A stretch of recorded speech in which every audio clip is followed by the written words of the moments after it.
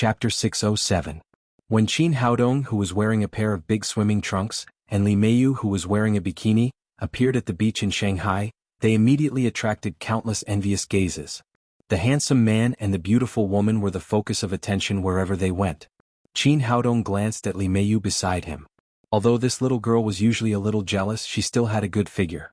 She was curvy in all the right places and curvy in all the right places.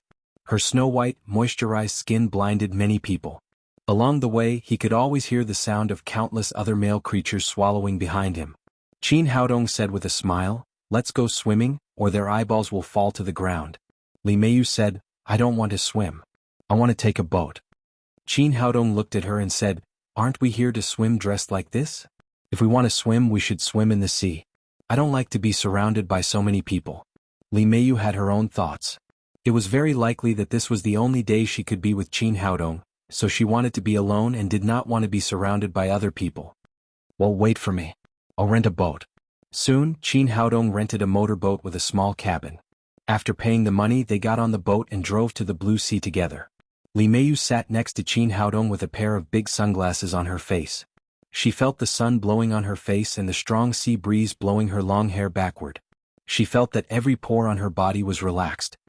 "This feeling is so beautiful." Li Meiyu stood at the bow of the boat, opening her arms and stretching her curves. "Put on a life jacket," Qin Haodong said as he threw a life jacket to Li Meiyu. "Hey, why are you such a killjoy? Shouldn't you be appreciating beautiful women at this time?" Li Meiyu stared at Qin Haodong and said, "Beautiful women should be appreciated, but safety is more important. Don't you see that we are all in the sea now? We are getting farther and farther from the shore." Li Meiyu said, "I don't need a life jacket. I was the swimming champion of our school when I was in school." Qin Haodong said, "This is the sea, not a swimming pool. You'd better put on a life jacket." Li Meiyu came to him, bowed down and said, "If I'm in danger, will you save me?" Her bikini was originally a very sexy style, and there was very little fabric on her body. After she bent down, the two beautiful curves became even more exaggerated. Qin Haodong rubbed his nose and quickly looked at the sea. "Of course I will. It's my duty to protect you." Li Meiyu sat down next to him and reached out to hold his arm. Their skin touched each other without any barrier. This feeling was not much different from being naked. "Just to protect me? Nothing else? When we first met, you said that you wanted to pursue me, but you haven't done anything yet." Qin Haodong thought about it and decided to tell her the truth. He set the yacht on autopilot, turned around and said, "I'm sorry. I lied to you about this." Li Meiyu asked in astonishment, "What do you mean?" Qin Haodong said, "I said that I wanted to pursue you because I wanted to get close to you so that I could protect you closely. In fact, my real identity is the boss of Daddy's security company, and I'm also the bodyguard hired by your grandfather. I've been responsible for your safety." She didn't expect Qin Haodong to say that. Li Meiyu's body trembled slightly when he suddenly mentioned this topic. She said, "That is to say, you've never liked me, right?" "I'm sorry, Miss Li," Qin Haodong said apologetically, "you're my employer and I'm your bodyguard. I have more than one girlfriend." Li Meiyu said with a pale face, "Are all the women at home your girlfriends?" Qin Haodong said, "Almost, except for Shirhan." "Liars, you liars." Li Meiyu roared angrily, "Why did you gang up to deceive me?" Qin Haodong said, "Miss Li, don't get excited. We did this to better protect you." "I don't want you to protect me. I just want you to be my boyfriend. Do you know? You're the first man I've fallen in love with in so many years." Li Meiyu suddenly grabbed Qin Haodong's arm and said excitedly, "Can you break up with those women and be my boyfriend? I can give you money. I can give you a lot of money. You know my identity. I'm the only heir of the Li family. As long as you are my boyfriend, all these properties will be ours in the future." "Miss Li, calm down." Qin Haodong said, "It's not a matter of money. I can't break up with them. Our relationship can't be bought with money." "Then tell me, how can you be my boyfriend? No matter what conditions you put forward, I'll promise you." Speaking of this, Li Meiyu choked with sobs and cried, "I just like you. I want you to be my boyfriend. What's wrong with that? I'm not worse than them at all. I can do whatever they want to do for you. When you were injured that day, I was really heartbroken. At that time, I thought that if I could, I would be willing to endure this pain for you and even die for you." Qin Haodong sighed secretly. This girl was sincere to him, but it was a pity that the way she expressed her feelings was a little extreme. Looking at Li Meiyu, who was crying like a pear blossom in the rain, he was about to comfort her. Suddenly, his scalp went numb and a great sense of crisis rose in his heart. He turned his head and saw a flash of light on the distant sea. Danger. He suddenly rushed forward and directly threw Li Meiyu on the deck, and they rolled continuously. Li Meiyu's heart tightened. Was his condition to have sex with her here? Should she agree or not? Come on, I like him anyway. Li Meiyu stretched out her hands and hugged Qin Haodong, and they rolled on the deck together. Just as her mind was full of messy thoughts, she suddenly felt a chill around her and fell into the sea with a splash. Before she could figure out what was going on, there was a loud bang which almost broke her eardrums. A stream of light flew over and directly hit the cabin of the speedboat, causing the entire hull to burst into a huge ball of fire. What's going on? Li Meiyu knew that Qin Haodong had saved her, but before she could figure out what had happened, she felt that Qin Haodong was holding her tightly and swimming away from the water. Although she was very good at swimming and her lung capacity was much larger than that of ordinary people, she still couldn't stand such a long time of diving. She kept patting Qin Haodong's back, indicating that she couldn't take it anymore and wanted to go up to breathe.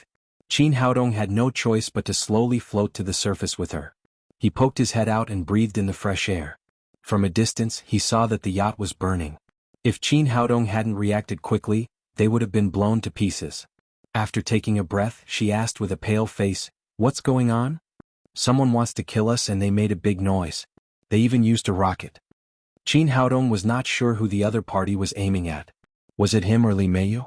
After all, he had too many enemies recently.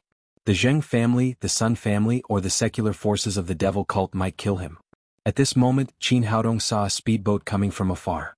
Although Li Meiyu usually hated bodyguards following her, she now knew the value of safety. She said nervously, "What should we do?" "Hide here and don't wander around. Wait for me to come back." Qin Haodong took out a long straw from the storage ring and stuffed it into Li Meiyu's mouth. "Dive into the water and remember not to show your head. Come out when I find you." "I know. You must be careful." Li Meiyu realized that it was not the time to lose her temper after the narrow escape. She dived into the water with the straw in her mouth. She was good at swimming, and with the straw to ensure her breathing, it was not a problem to hide underwater for a few hours. After Qin Haodong settled Li Meiyu down, a cold light flashed in his heart, and then he dived into the water. The other party could openly use a rocket on them at sea, which showed that they were very powerful. They were more than 10 kilometers away from the coastline. Although the noise just now was very loud, it did not attract anyone's attention. He slowly approached the wreckage of the speedboat. When he emerged from the water, another speedboat was not far away from the direction of the rocket. With Qin Haodong's eyesight, he could see the situation on the boat clearly. There were 5 people standing on the boat, all fully armed and wearing black diving suits, with daggers at their waists and submachine guns in their hands. A big black man standing at the bow was even more exaggerated. He was carrying a huge rocket launcher on his shoulder. It seemed that he had just fired the rocket. Behind him, a white man with blonde hair said, "Eagle, your skills are not good enough. Did you hit her or not?" The big black man said, "Don't worry. No prey can escape from me. Otherwise I wouldn't be called Eagle." Another short Asian man said, "The boat has already caught fire. It seems that there is no problem. Wasn't this mission a little too simple?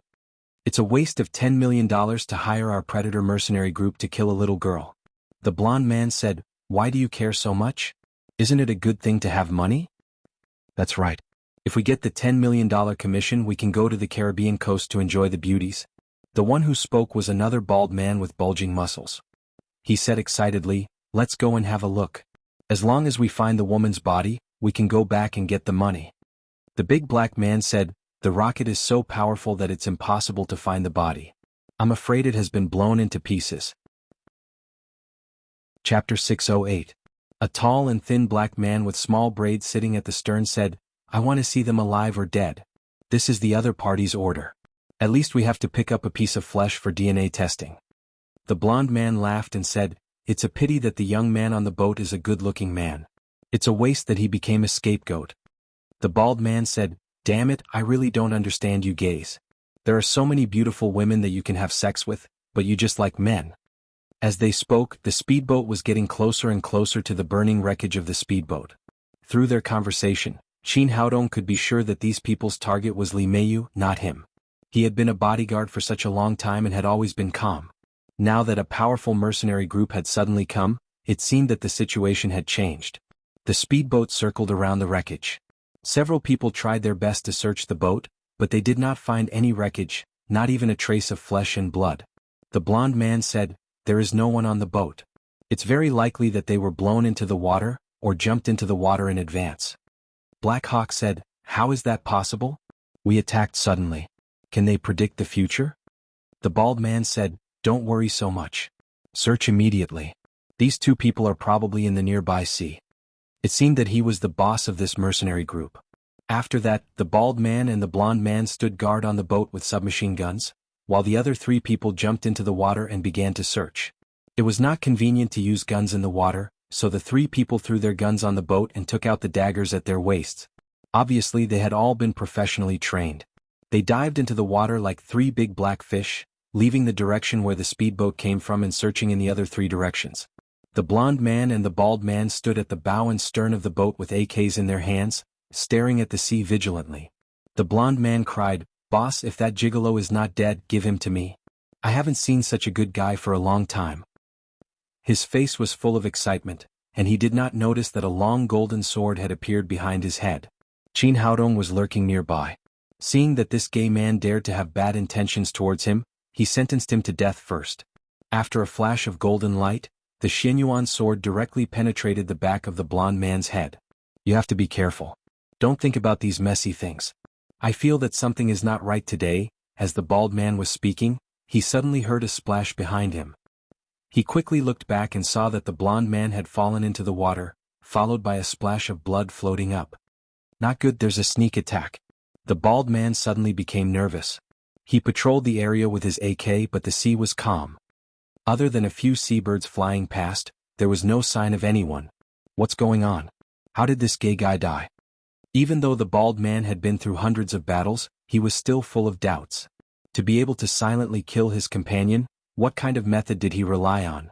Was he using a silenced pistol or a flying knife? No matter what, he had to see the other party's shadow. However, he didn't see anything. The silent sea was filled with endless strangeness. "No, it's dangerous." The bald man put his finger in his mouth and whistled loudly, reminding the other three companions to come back quickly. Hearing the whistle, the others immediately realized that something serious had happened and quickly returned. However, only Black Hawk and the Asian man came back. The black man with a ponytail did not come back. The two men climbed onto the boat. Black Hawk said to the bald man, "Boss, what happened?" The bald man pointed to the floating body of the blond man and said, "The gay man is dead." The Asian man asked in surprise, "How did he die?" After saying that, he grabbed an AK and stared at the sea vigilantly. Mercenaries like them who lived on the edge of a knife had to be on high alert at all times. The bald man said with a heavy expression, "That's the strange thing. I didn't see the enemy at all." The gay man suddenly fell into the water. Black Hawk said, "Barkley hasn't come back yet. Could something have happened to him?" Then he also put his finger in his mouth and whistled loudly. However, the sea was still calm and there was no sign of anyone. "That's right. Barkley must be dead. We must be careful." After the bald man said that, the three of them stood back to back in a triangle, holding the AK in their hands and staring at the sea around them. However, the sea was still calm after a long time. There was no movement. The wreckage of the speedboat was almost burned and slowly sank into the water. The bald man said, "The other party has a master. Black Hawk, you are responsible for collecting information. Have you figured out the young man's information?" Black Hawk said, "No, we received an urgent task. At that time, I didn't think it was necessary to investigate a gigolo boy. We could just kill him." "Boss, don't tell me you think that he's a hidden expert?" The bald man said, "There are only two people on that boat. One is our target, the heir of the Li family in Hong Kong. We know their information very well. There is nothing special about them except that they are from good families. Now two of us have died silently. Who else could it be but that young man?" The Asian man said, "Boss, do you think it's haunted?" Black Hawk said, "Don't talk nonsense. We have killed countless people over the years. If there were ghosts, we would have seen them long ago. How could we wait until today?" The Asian man said, "But it's obvious that someone wants to kill us, but we can't even see a shadow now." Boss said, "It's that young man, but I don't think it's possible. Where do you think he can hide? Even a fish has to come up to breathe, right?" While he was talking, the water in front of him suddenly splashed and a figure slowly floated up. The Asian man had been concentrating on his vigilance. When he saw the movement on the sea, he immediately pulled the trigger. The AK in his hand spat out a tongue of fire and the bullets poured out at the black shadow. Ta! After the intensive gunshots, blood splashed and a black shadow floated up to the surface of the water. The three of them looked at it together. The bald man exclaimed, "No, it's Barkley." It turned out that the person who had just been shot was the black man with a ponytail. He was their partner, Barkley. At this moment, a golden light flashed through the back of the bald man's head again, like lightning, and blood splashed on the back of his head. The speed of the Xian Yuan sword was so fast that the bald man didn't even have time to scream. He directly fell to the deck with a thud and died. The Asian man and the black man both had rich experience in emergencies. They didn't rush to see the bald man. Instead, they came to their senses and the AK in their hands spat out tongues of fire again. One of them shot into the air and the other shot into the sea. After they ran out of bullets, they immediately reloaded, but the sea was still calm. Not only did they not find the enemy, but there was not even a ripple. The two of them squatted down slowly with vigilance, and the guns in their hands were still pointing around vigilantly. The Asian man stretched out his foot and kicked the bald man, but there was no reaction.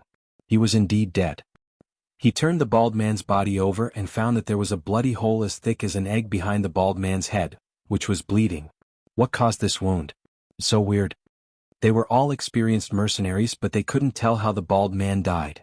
The wound was neither a gunshot nor a knife wound, and the attack just came silently, so they couldn't tell at all.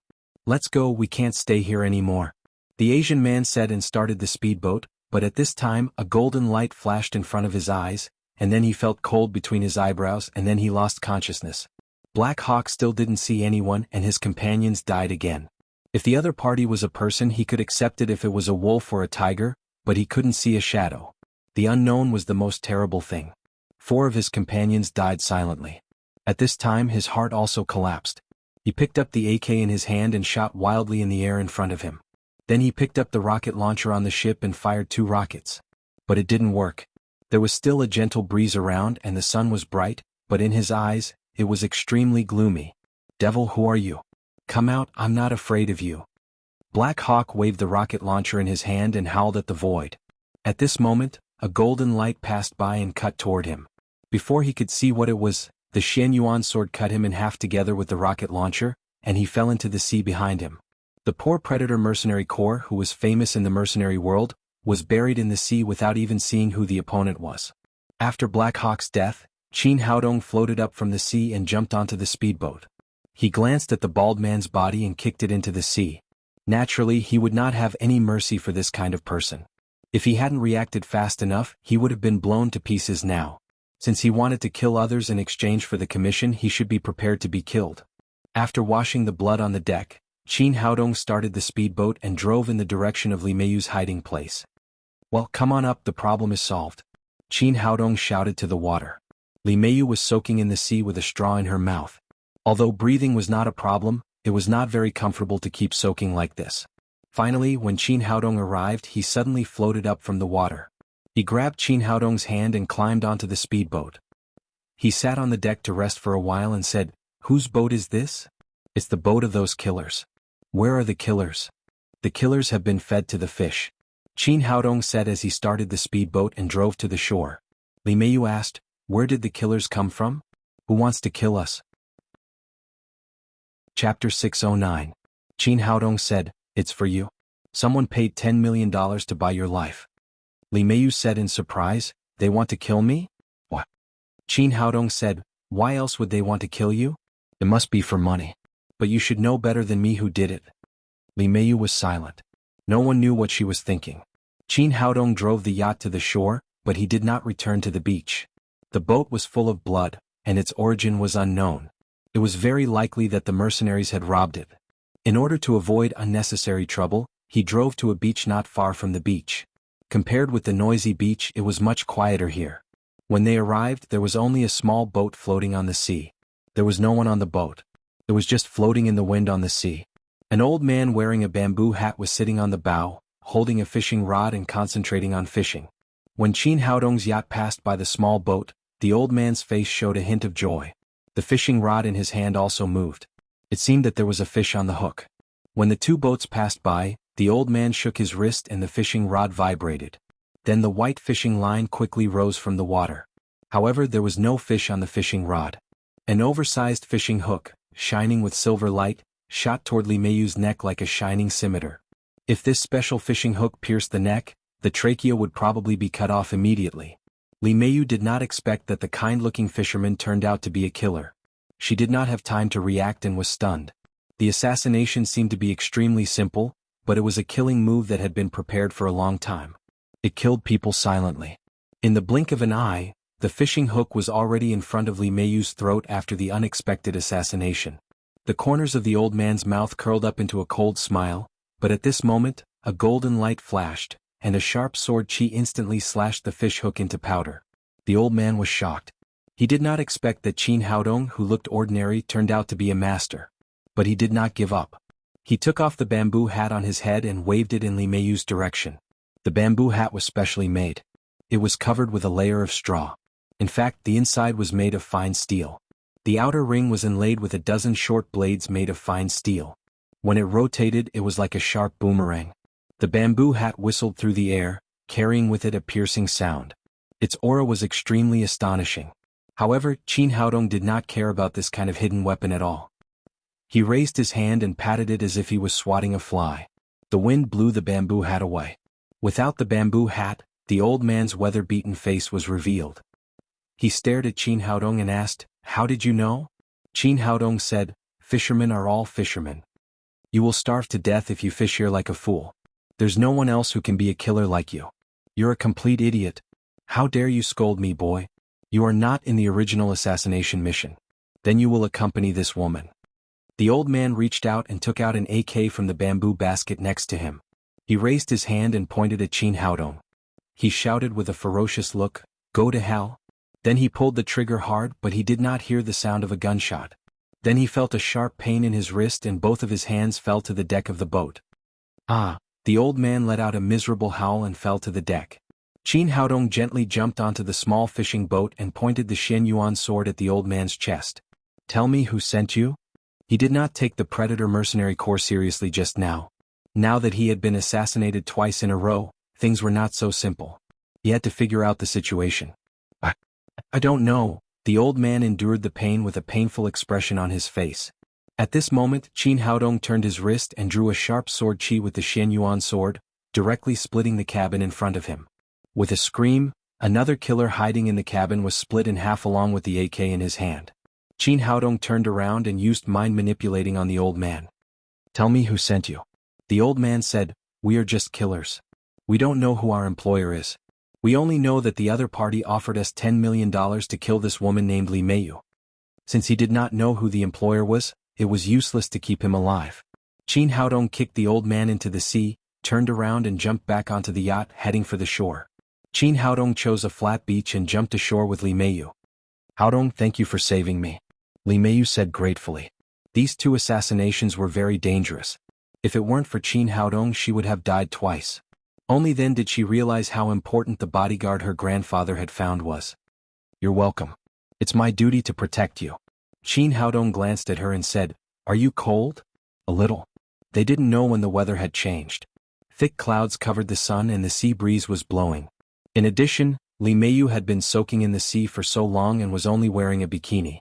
Her lips were a little blue from the cold. Qin Haodong only wore a pair of swimming trunks, so he couldn't help Li Meiyu. He jumped onto a rock next to him and looked into the distance. After coming down, he said, "There is a fishing village ahead. Let's go and have a look. I'll find you some clothes and something to eat." After saying that, Qin Haodong walked forward with Li Meiyu. Out of the beach, there was a small fishing village in front of them. In front of the fishing village was a road, and next to the road was a small restaurant with a sign of Seafood Wonton Restaurant. Qin Haodong said, "Let's go eat a bowl of wonton first, and then go back to the bathing place to get something." "Okay." Li Meiyu nodded and they walked to the Chaos House together. In front of the wonton restaurant, a middle-aged woman in her 40s was collecting clothes. Qin Haodong stepped forward and said, "Big sister, can you sell us one of your clothes?" The middle-aged woman looked back at them. When she saw Li Meiyu, she said, "Girl, you must be cold. Don't worry about money. Take a coat to warm yourself first." Then she handed a coat to Li Meiyu. Li Meiyu took the coat and put it on. Her face suddenly relaxed a lot. "Thank you, big sister," Li Meiyu said gratefully. "It's a small matter. Don't thank me. Come in. I'll cook a bowl of wonton for you." Have a taste of my cooking. The middle-aged woman warmly invited them into the wonton restaurant and then went to the kitchen. At this time a boy about 10 years old ran out. He was wearing a pair of shorts and his skin was tan, probably because he often played at the beach. After seeing Li Meiyu, he ran over and said, "Big sister, you're so beautiful. You're even more beautiful than my mother." At this time, Li Meiyu calmed down a lot and said, "Thank you for your compliment, little brother." The little boy said, "Big sister, when I grow up and make a lot of money, I'll marry you, okay?" Qin Haodong said, "Are all children so precocious nowadays?" Li Meiyu glared at him and said charmingly, "I have good taste. You have eyes but can't see." The two of them chatted with the little boy for a while. The middle-aged woman worked quickly. A few minutes later, 2 bowls of wonton were served. "Have a taste. What do you think of my cooking?" the middle-aged woman said enthusiastically. Qin Haodong took a bowl of wonton and put it in front of him. He sniffed and said, "Big sister, your wonton smells so good." The middle-aged woman wiped her hands on her apron and said, "This is a secret recipe passed down from generation to generation. The seasoning used is special, so it naturally smells good." Qin Haodong nodded and said, "Big sister, do the police know that you use drunk immortal as seasoning?" After hearing his words, the middle-aged woman's expression suddenly changed. Then she shook her wrist and the bowl of wonton was thrown at Qin Haodong's face. Then a dagger appeared in her hand like magic and she stabbed at Li Meiyu. The innocence on the face of the little boy who had been guarding her disappeared. He also took out a dagger and stabbed at Li Meiyu's ribs with a ferocious face.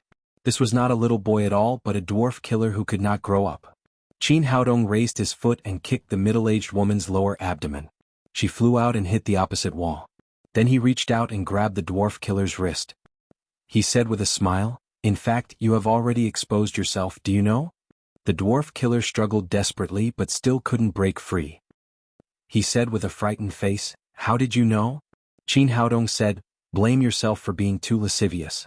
You always look at places you shouldn't look at. This is not a reaction that a little boy should have.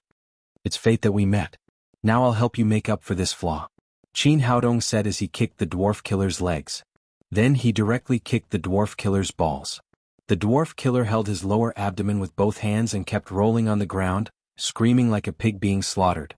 At this time, the middle-aged woman rushed over with a long knife and slashed at Li Meiyu fiercely. Qin Haodong shook his head. She really cared about money more than her life. He really didn't know how such a brainless killer had survived until now. He raised his wrist and directly pierced the middle-aged woman's throat with the Xianyuan sword. Then he walked in front of the dwarf killer and said, "Forget it, you'd better not be a eunuch. Go to hell." In the dwarf killer's frightened eyes, Qin Haodong pierced his heart with the sword. Li Meiyu came to her senses and ran forward to hold Qin Haodong's arm tightly. "Aren't they running a shop? Why are they also killers?" Qin Haodong said, "If I'm not mistaken, the owner of this shop has just been killed by them." Then he went to the kitchen. Sure enough, a middle-aged couple was lying in a pool of blood. He called Nalan Wuxia and then said to Li Meiyu, "Let's go back quickly. We have encountered so many killers in a row. I'm afraid that something has happened to your grandfather." Chapter 610. Hearing Qin Haodong's words, Li Meiyu also became nervous. The two of them hurried back to the beach.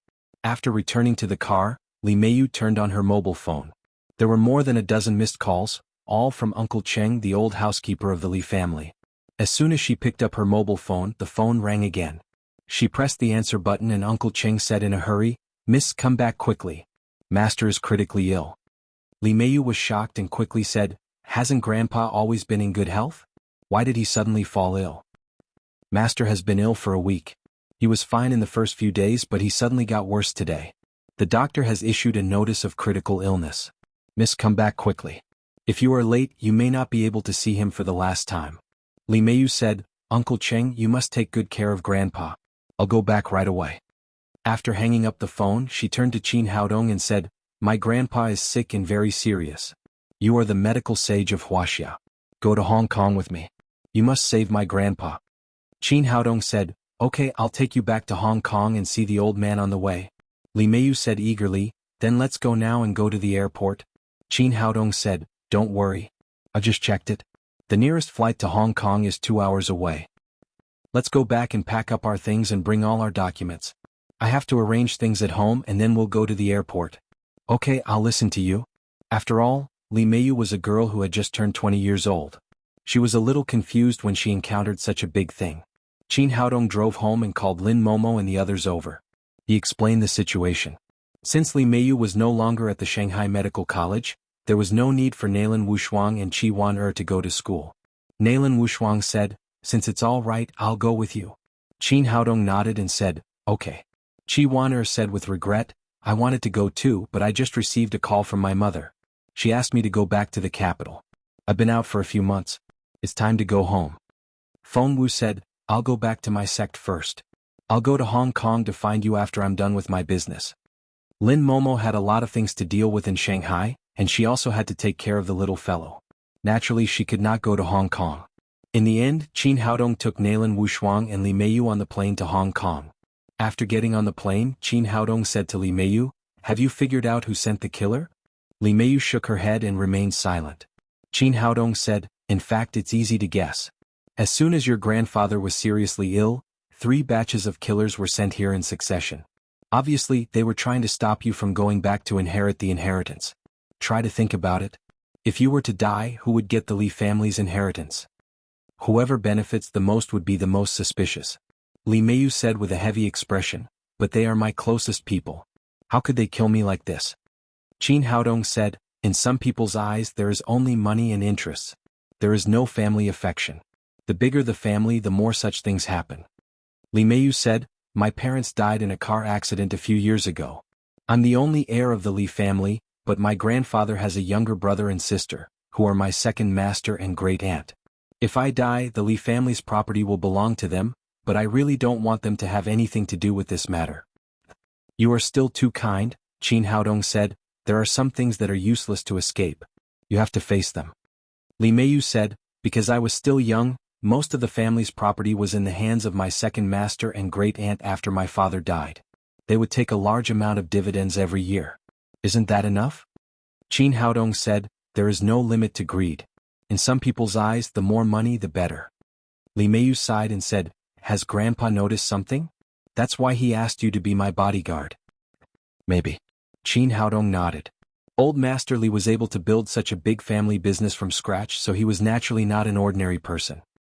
He asked again, "Why did your grandfather ask you to study in the capital and study in the Chinese medicine department of a medical university?" "Grandpa believes in metaphysics very much.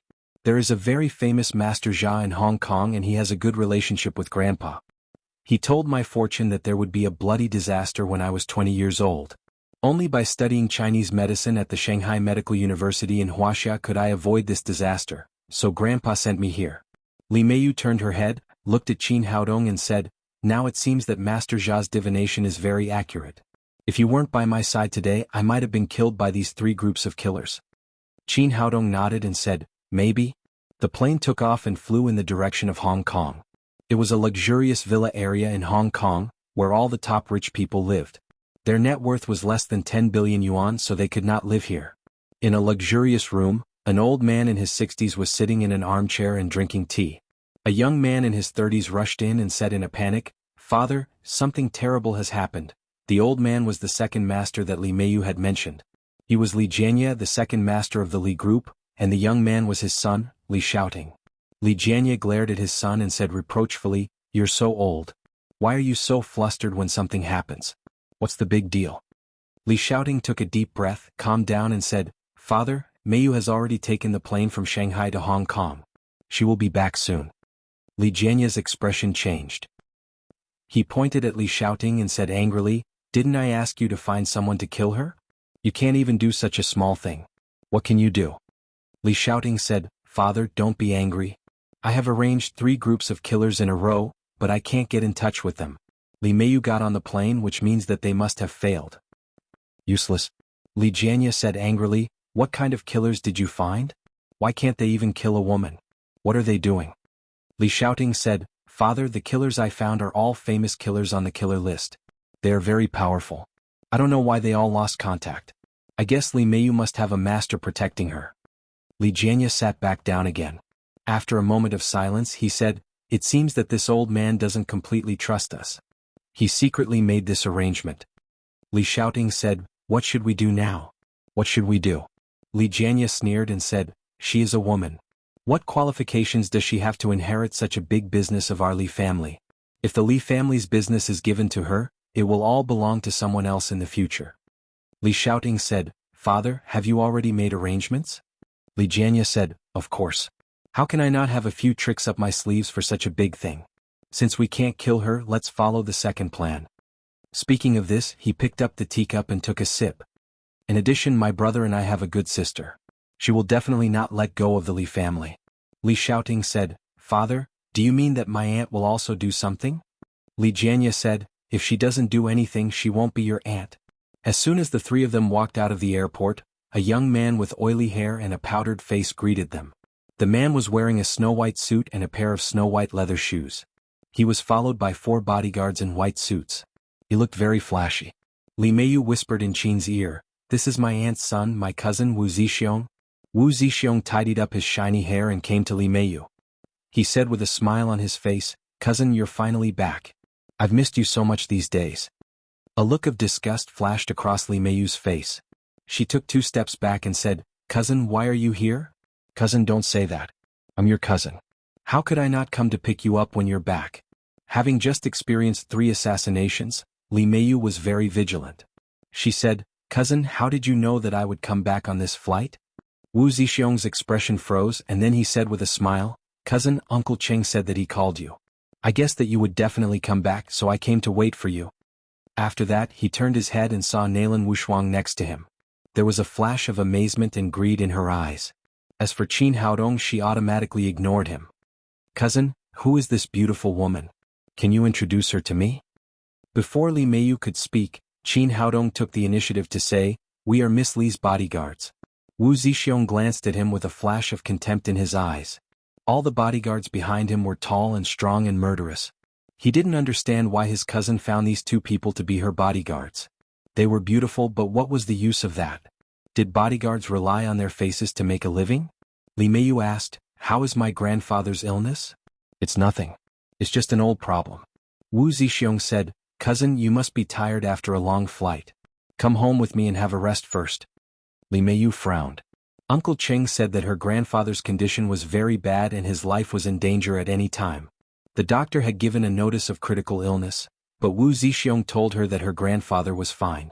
In contrast, she trusted Uncle Cheng, who had been in the Li family for many years. There was only one purpose for Wu Zixiong to say this. He didn't want her to see old Master Li so soon. She said, Cousin, I'm not tired. I want to go back to see Grandpa first. Seeing that Li Meiyu didn't listen to his arrangement, Wu Zixiong frowned and said, In that case, cousin, come with me. This is our family's business. Outsiders don't follow us. He turned back and said to Qin Haodong and Nalan Wushuang, You can have fun in Hong Kong these days. All the expenses are on my account. Li Meiyu's face darkened and said, Cousin, what are you going to do? They are my friends, not outsiders. Chapter 6:11. Qin Haodong smiled slightly. The fox's tail was finally revealed. The guy's purpose was not to pick them up, but to control Li Meiyu's personal freedom. He said, We are Miss Li's personal bodyguards. We have to protect her safety. Thank you for your concern about the trip, but we have to wait until we cancel the employment contract. The smile on Wu Zixiong's face instantly disappeared. He said in a cold voice, Now I'm here, so you don't have to worry about my cousin's safety. Besides, how can you protect her with only 2 good-looking but useless people? Li Meiyu said angrily, Wu Zixiong, how can you talk to my friend like that? I'm telling you, you don't have to worry about me. She turned back and said to Qin Haodong and Nalan Wushuang, Let's go. After that, the 3 of them walked out of the airport together. Wu Zixiong was slightly stunned. Li Meiyu's reaction was a little beyond his expectation. When he came to his senses, he waved to the 4 bodyguards behind him and said, Take Miss Li to the car and drive away the useless people. The 4 bodyguards were tall and strong. It was obvious that they had received special training. After receiving their master's order, they immediately rushed to Qin Haodong and the others. They were well trained and cooperated well. 2 reached out to grab Li Meiyu's arm, and the other 2 stood in front of Qin Haodong and Nalan Wushuang. Before the 2 bodyguards in front of Qin Haodong could stand still, they felt a strong force hit them, and then they flew up like flying clouds. Wu Zixiong was standing there with a sneer on his face. Suddenly he was hit by the 2 bodyguards and fell to the ground. His bodyguards were all specially selected. They were tall and strong and weighed more than 100 kilograms. He almost fainted from the impact. The other two bodyguards who were going to grab Li Meiyu suddenly felt a sharp pain in their wrists before their fingers touched Li Meiyu's arm. Then both of their hands were dislocated. Qin Haodong took care of the four bodyguards in an instant. He came to Wu Zixiong and said jokingly, "Young Master Wu, your bodyguards are not so good. They are all good-looking but useless. Did you find them to save money?" After that, he grabbed the car key from Wu Zixiong's hand and left with Nalan Wushuang and Li Meiyu. "Useless trash, hurry up and get down." Wu Zixiong cursed angrily. The two bodyguards beside him quickly got up and helped him to stand up. Ignoring the dirt on his body, Wu Zixiong quickly took out the phone in his pocket and dialed his mother Li Yueying's number. "Mom, my cousin went back." On the other side of the phone, Li Yueying said discontentedly, "Didn't I tell you to stop her?" Wu Zixiong said, "I can't stop her. She has a pretty boy by her side. He's very powerful. My men were all injured." "Useless thing, I got it." Li Yueying hung up the phone. The expression on her face kept changing. Finally, as if she had made a decision, she turned around and walked toward Li Jianye's room. Li Jianye was still sitting in the room drinking tea. When he saw Li Yueying come in, he smiled and said, "Yueying, you're here." Li Yueying sat down opposite him and said, "That girl is back." Li Jianye asked, "What do you want to do?" Li Yueying said, "I originally wanted to control that girl, but I didn't succeed. In that case, why don't we send the old man away first?" Li Jianye said, "It's not a problem to send the old man away. The key is how to divide the family property." "How else can we divide it?" "Let's cooperate together. Of course we each get half." Li Yueying said strongly. "I'm afraid that's not appropriate. You're now a married woman and I'm a member of the Li family. It's reasonable for me to get more." Li Yueying sneered and said strongly, "Second brother, if those people you sent from Wuxia killed that girl, it doesn't matter if you get more. But you didn't, and that girl came back intact. According to reason, she is the heir and it has nothing to do with us. If we don't cooperate well now, when that girl gets the inheritance, we won't get a penny." Li Jianye's expression changed slightly and he said, "Well, as you said, we'll each get half of the old man's shares." Li Yueying said, "Second brother is sensible. Hurry up and get ready. That girl will be back soon." Qin Haodong and Li Meiyu returned to the Li family's villa. As soon as they entered the door, an old man in a butler's costume came up to them. When he saw Li Meiyu, he said sadly, "Miss, you're still a little late. Did the old master just leave?" Hearing the news, Li Meiyu's face turned pale and she suddenly felt dizzy. Fortunately, Nalan Wushuang supported her. "Uncle Cheng, what did you say? Grandpa left?" Uncle Cheng said with a sad face, "Yes, just half an hour ago the old master left." Li Meiyu immediately burst into tears when she heard the news of her grandfather's death. Since her parents died, she and her grandfather had been relying on each other. They had always had a good relationship. Now that even the closest person had left, how could she not be sad? Qin Haodong said, "Meiyu, the dead can't come back to life. I'm sorry for your loss. There are still a lot of things for you to do now. You must cheer up." "I know." At this moment, Li Meiyu seemed to have matured a lot. She wiped the tears from the corners of her eyes and said to Uncle Cheng, "Where is Grandpa? Take me to see him for the last time." "He's in the morning hall. Miss, please follow me." After saying that, Uncle Cheng took Li Meiyu to a two-story building nearby. It seemed that the Li family had been prepared. Although old Master Li had just passed away, the morning hall had already been built. As soon as they entered the door, they ran into Li Jianye and Li Yueying, who were guarding the door. Li Jianye's son, Li Donghai, was standing behind Li Yueying, and Wu Zixiong, whose face was covered with dust, stood behind Li Yueying. It seemed that they had just come back. As soon as Li Meiyu entered the door, Li Yueying came up to her and pretended to be sad. "Girl, you're still a little late. Your grandpa has already left." Since the 3 assassinations, Li Meiyu had become suspicious of everyone in the Li family, including Li Yueying. She said, "Grand, I'm going to see Grandpa for the last time. We'll talk later." After that, she was about to walk to the back hall where the coffin was parked. Li Jianye moved his feet and stood in front of her. "Wait a minute, girl. There's something we haven't finished." Li Meiyu said, "Why can't we talk about it after I see Grandpa?" Li Jianye said, "Although your grandpa is gone now, his last wish is still there. You can only go to see him after you fulfill his last wish, right?" Then he took out a few pieces of A4 paper from his pocket and said, "This is your grandpa's will. Before he died, he decided to hand over 50% of the Li family's assets to me. Take a look." Li Meiyu was shocked and then said angrily, "How is it possible that 50% of the inheritance will be given to you? Why don't you say that they will all be given to you?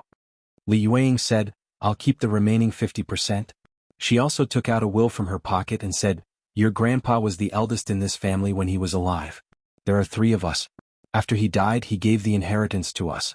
This is also human nature. Li Meiyu cried, that's impossible. I'm grandpa's biological granddaughter.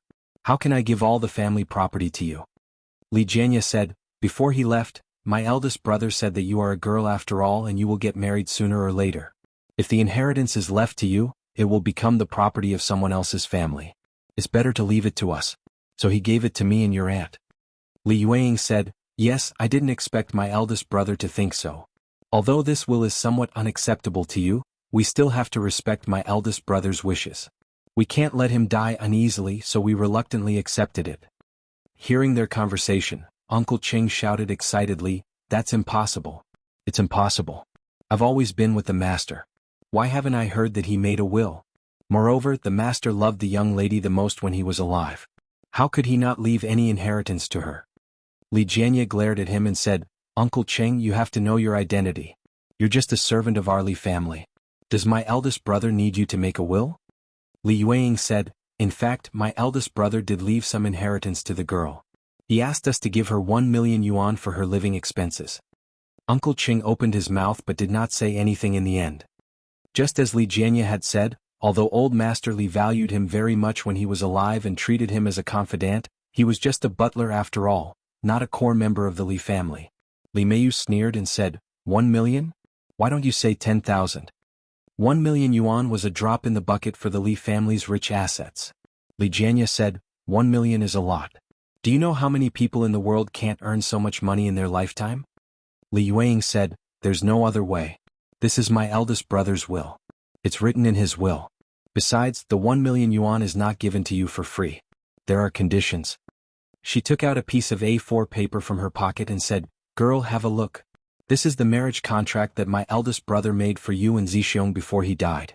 According to my eldest brother's will, the 1 million yuan will only be yours after you and Zixiong get married. Otherwise you won't get a penny. That's impossible.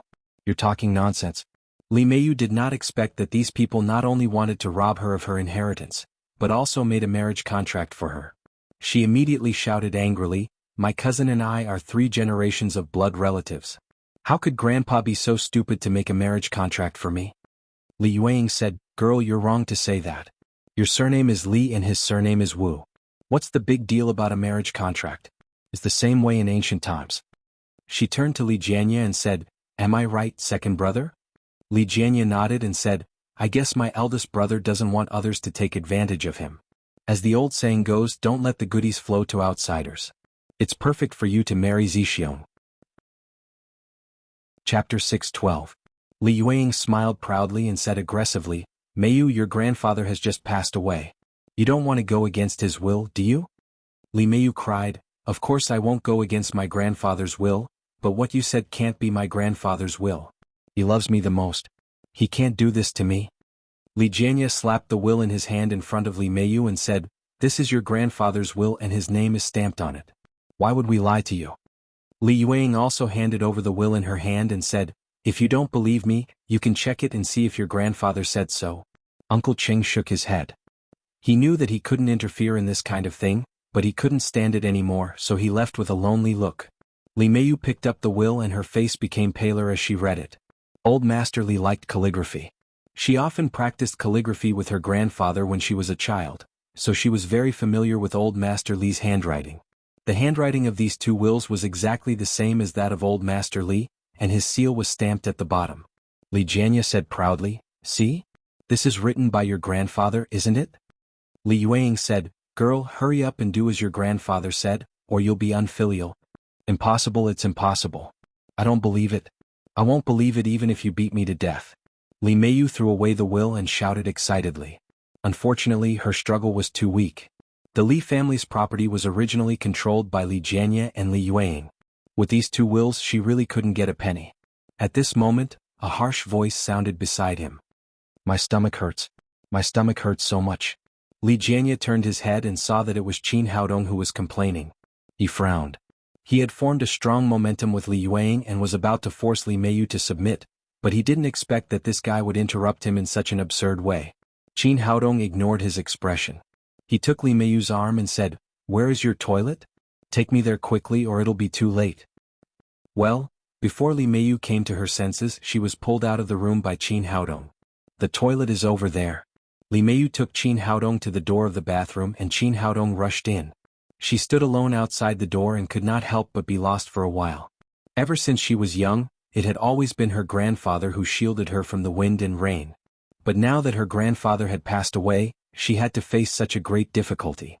This made her feel a great sense of powerlessness. At this time she urgently needed a strong arm to rely on. "Grandpa, why are you leaving just like that? Did you really write that will?" Li Meiyu murmured, and 2 lines of tears flowed down her white cheeks. Just then the door of the bathroom opened and Qin Haodong walked out with a satisfied look on his face. "Here, take this," Qin Haodong said and stuffed a few pieces of paper into Li Meiyu's hand. "What's this?" Li Meiyu asked in surprise. Qin Haodong said with a smirk on his face, "I chatted with your grandfather when I was defecating just now and asked him to make a new will for you. With this, you won't be afraid that the 2 old things will make things difficult for you." Li Meiyu opened the A4 paper in her hand and found that it was another will, but the content was completely different from the one Li Jianye had. It was clearly written that Li Meiyu was the only heir of the Li family.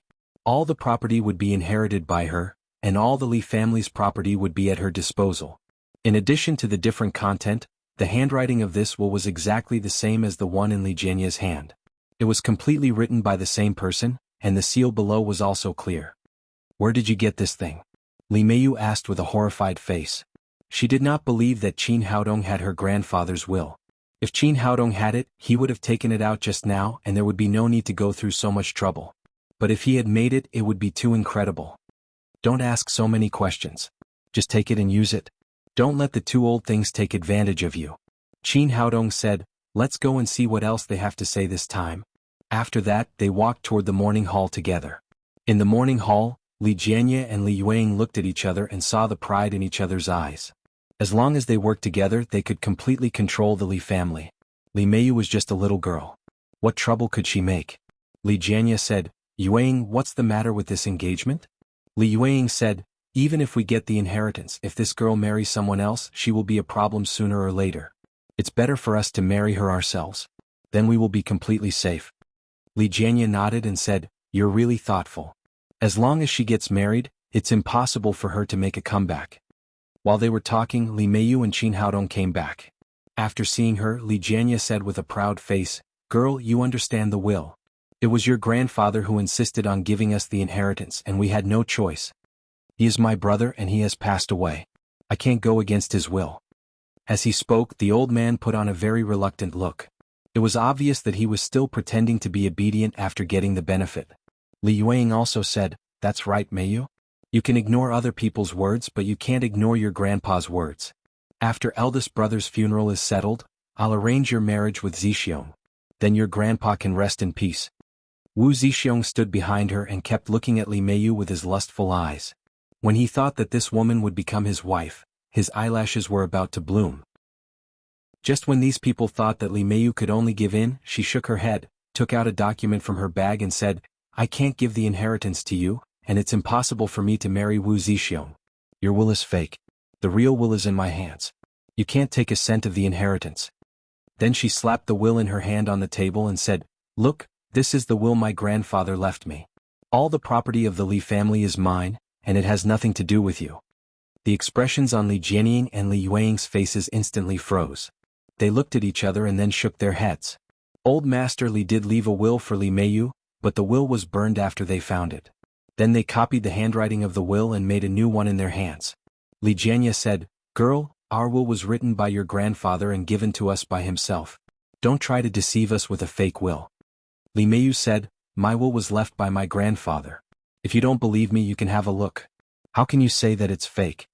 Li Jianye took the will doubtfully and carefully read it. Except that the content was different, it was exactly the same as the will in his hand. Even if such a will was taken to a professional department for identification, they would not be able to find any flaws. Li Yueying thought for a moment and said, "Meiyu, even if your grandfather left you a will according to the law, it should be decided according to the last one. Maybe your grandfather wanted to give the inheritance to you at first, But then he changed his mind. In her opinion, old Master Li must have written 2 wills. One was left at home and burned by them, and the other was in Li Meiyu's hands. Li Meiyu nodded in agreement and said, "Grand Aunt is right. The will must be determined according to the last date. Look, my will is 2 days later than yours, so my will is valid." Li Yueying and Li Jianya were both shocked and hurriedly looked at the date behind the will. Sure enough, Li Meiyu's will was 2 days later than theirs. Li Jianya was shocked at first, and then he cried, "That's impossible. According to the date on your will, your grandfather was sick. How could he make this will for you?" Li Meiyu said, "You don't have to worry about that. You just need to know that this will is true and valid." Li Yueying rolled her eyes and suddenly had an idea. She said, "Girl, the will is not a big deal. After all, money is just a worldly possession. The most important thing is the marriage contract your grandfather made for you and Zixiong. You must not go against his will." Then she took out a piece of paper and pushed it in front of Li Meiyu. It was the marriage contract between Li Meiyu and Wu Zixiong. Old Master Li's name was signed at the bottom, and his seal was also buckled. Hearing this, Li Jianya glared at her fiercely. This woman was really cunning. She changed her mind so quickly. As long as they could marry Li Meiyu to their family, all the Li family's inheritance would be theirs. Li Meiyu glanced at the marriage contract and then looked at Qin Haodong awkwardly. She didn't know how to solve this problem. Qin Haodong reached out and took the marriage contract. After a few glances, he said, "It seems that this old man is really confused. How can a granddaughter be betrothed to 2 families?" Li Yueying stared at him and said, "Who are you? What do you mean?" Qin Haodong said with a smile, "It doesn't matter who I am. The key is that I also have a marriage contract. It was given to me by old Master Li himself. He said that I was so handsome that he wanted me to be his grandson-in-law. I couldn't refuse his kindness, so I reluctantly agreed. Look, the marriage contract is here." After that, he took out a piece of A4 paper from his pocket and slapped it on the table. Li Yueying was dumbfounded when she saw it. It was also a marriage contract. Li Meiyu and Qin Haodong's marriage contract was also signed with old Master Li's name and a seal. Wu Zixiong cried, "That's impossible. You're a stinky bodyguard. How could Grandpa marry Meiyu to you? Your marriage contract must be fake. It can't be counted. What's wrong with a bodyguard? What right do you have to look down on a bodyguard?" Qin Haodong said with a playful face, "I'm just too handsome. If you're not convinced, you can pee and look at yourself. How could old Master Li marry his granddaughter to you?" Wu Zixiong was so angry that he couldn't speak. In terms of appearance, he was indeed a few streets behind Qin Haodong. Chapter 613. Seeing her son being defeated, Li Yueying said with a cold face, "I know my brother very well. He would never marry Li Meiyu to a poor boy who is nothing. I think you're forging the marriage contract and trying to get the inheritance of the Li family." Qin Haodong didn't care at all. He said with a smile, "Yes, but I'm not the one who forged the marriage contract." Li Meiyu said, "I can prove that Grandpa did promise to marry me to him." Well, Li Yueying and her son were suddenly at a disadvantage because of the marriage contract and the proof of a party involved. Li Jianya frowned. He and Li Yueying had carefully planned a plot, but they were thwarted in this way. It was useless to argue with them. He said, "Well, let's stop arguing about the will and the marriage contract. The deceased is the most important thing. Let's deal with my brother's funeral first." Then he said to Li Meiyu, "Girl, go in and see your grandpa." Li Meiyu also knew that it was useless to argue with them, so she walked into the inner room with Qin Haodong and Nailan Wushuang. There was a crystal coffin in the middle of the inner room. Li Donghua, the founder of the Li family, was lying in the coffin. The lid of the coffin was open for the convenience of mourning. On one side of the coffin sat an old man in a green robe. He looked to be around 60 years old. His face was ruddy and his hair and beard were neatly combed. He had the demeanor of an expert. Although they walked into the room, the old man didn't respond at all. He just sat there and murmured. It seemed that he was praying for Li Donghua. Li Jianya said, "Meiyu, your grandpa is gone. I invited Master Jia to pray for him. I believe that he will definitely go to the Nirvana world." Qin Haodong couldn't help looking at the old man when he heard that it was Master Jia. There was a faint fluctuation of spiritual power in the old man. It seemed that he was really powerful. "Grandpa." After seeing Li Donghua, Li Meiyu could no longer suppress the sadness in her heart. She cried out and rushed to him. She held his body and burst into tears. Originally, he was the only relative she had left in this world. Although the old man had always been strict with her, she knew that her grandfather loved her dearly. Now that even her grandfather had passed away, she was left alone in this world. How could she live in the future? Li Jianya rushed forward to comfort her. Girl, don't cry. The dead can't come back to life. Just let your grandfather go in peace. Qin Haodong looked away from Master Jia and turned to Li Donghua in the coffin. His expression changed slightly. Seeing that Li Meiyu was crying too sadly, he stepped forward and comforted her. Well, don't cry. It's not a good time to cry. After that, he pulled Li Meiyu up and then seemed to unintentionally straighten old Master Li's body. He reached his hand behind his head and straightened it. Li Meiyu stopped crying and said, I want to stay here to keep vigil for Grandpa. Li Yueying said, That's right. Your grandpa has loved you for so many years. As he said that, a skinny monk walked in from outside. He looked to be in his 30s or 40s and wore a purplish-red monk robe. He was clearly a monk, but his body faintly exuded a gloomy aura. Master, you're here. Li Yueying greeted him with a happy face. She turned around and introduced the monk to Li Meiyu. This is Master Sarabanta from Thailand. He was a good friend of your grandpa when he was alive. He's here to help your grandpa. Li Meiyu said respectfully when she heard that he was a master from Thailand. Thank you, Master. Li Yueying said again, Master Sarabanta is an eminent monk and a disciple of Thailand's Master Songgang. He's very powerful. I'm sure he'll help you. Sarabanta said something in Thai that no one could understand. Then, he knelt on the futon in front of the coffin and began to pray.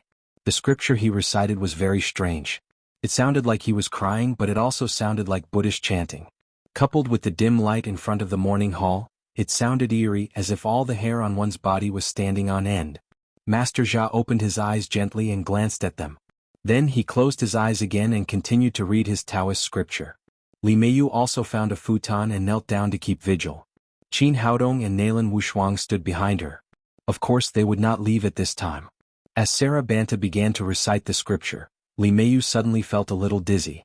Her eyelids became heavier and her eyes became more and more dull. She seemed to be losing consciousness. Qin Haodong immediately noticed her abnormality and looked at Sarabanta.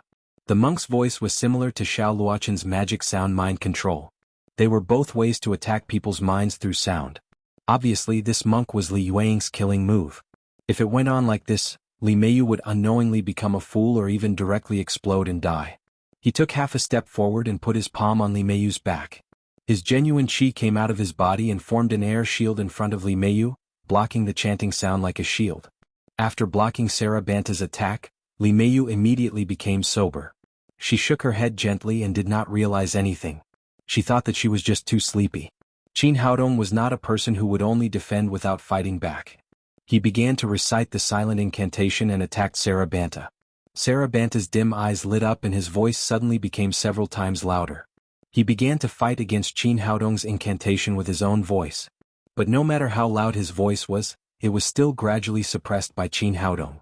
After a while, panic flashed in Sarabanta's eyes and sweat began to drip from his forehead. In the end, there was even a thin layer of smoke rising from his forehead. In the eyes of others, this monk was too hard to recite the incantation. In fact, his heart was already full of fear. Even though he had used all his cultivation and had even overloaded it, he still could not resist Qin Haodong's silent incantation. Moreover, this kind of direct attack on the soul made it impossible for him to retreat. He could only fight to the end. At this time he knew that he had met a master and had no choice but to fight to the death. He flicked his right hand and a faint red light shot toward Qin Haodong. It was dark in the morning hall, so no one noticed it at all. Scanning with his spirit, Qin Haodong saw the red light clearly. It was a poisonous needle with broken poison. He sneered and flicked out a sharp gust of wind. The poisonous needle immediately changed its direction and shot toward Sarabanta at a faster speed, directly into the mouth of Sarabanta, who was chanting sutras. At the same time, the silent incantation broke out. Sarabanta's mind was like a thunderclap, directly shattering his soul. Originally, this poisonous needle was refined by him and the poison on the needle could be neutralized. But at this time, he had been shocked into an idiot by the silent incantation and could not even save himself. He could only reap what he had sown and die of the poison on the needle. Sarabanta died. At the same time, the scripture in his mouth stopped abruptly. Li Yueying was waiting not far away. She had invited Sarabanta to turn Li Meiyu into an idiot so that she could get the Li family's property. But after waiting for a long time, Li Meiyu still looked hale and hearty and did not look like an idiot at all. Just when she was impatient, Sarabanta stopped chanting. which made her even more confused. At first she thought that the monk was just tired and wanted to take a rest, but there was still no movement. Later she lost her patience. She patted Sarabanta on the shoulder and said, "Master, have you finished chanting?" To her surprise, Sarabanta fell to the ground with a bang. His face was pale and he was no longer breathing. Li Yueying had never expected that the monk was already dead. She jumped up in fright and hurriedly cried, "He's dead. He's dead." Hearing her cry, everyone gathered around. Li Jianya said, "What's going on? He was fine just now. How did he suddenly die?" Li Yueying said with a pale face, "I don't know. I saw that the master stopped chanting just now, so I went to have a look. I didn't expect that he was already dead." Qin Haodong said jokingly, "Didn't you say that he was a good friend of the old master? Maybe the old master felt lonely over there, so he asked him to go with him." Li Yueying knew that Qin Haodong was mocking her, but she could not find a suitable reason. She could only say to Wu Zixiong bitterly, "Arrange someone to send the master back to Thailand immediately." Wu Zixiong waved his hand and several bodyguards immediately came over and carried Sarabanta's body out of the morning hall. At this moment, Master Jia, who was sitting next to the coffin of the old master, slowly stood up from the ground. Li Jianya hurriedly went over and said respectfully, "Master Jia, you finished?" Master Jia said, "Although I'm a layman, I practice Taoist magic arts. I've just recited the Supreme Karmic Salvation Sutra 49 times. I believe that my old friend will definitely go to the Nirvana world." "Thank you so much, Master Jia."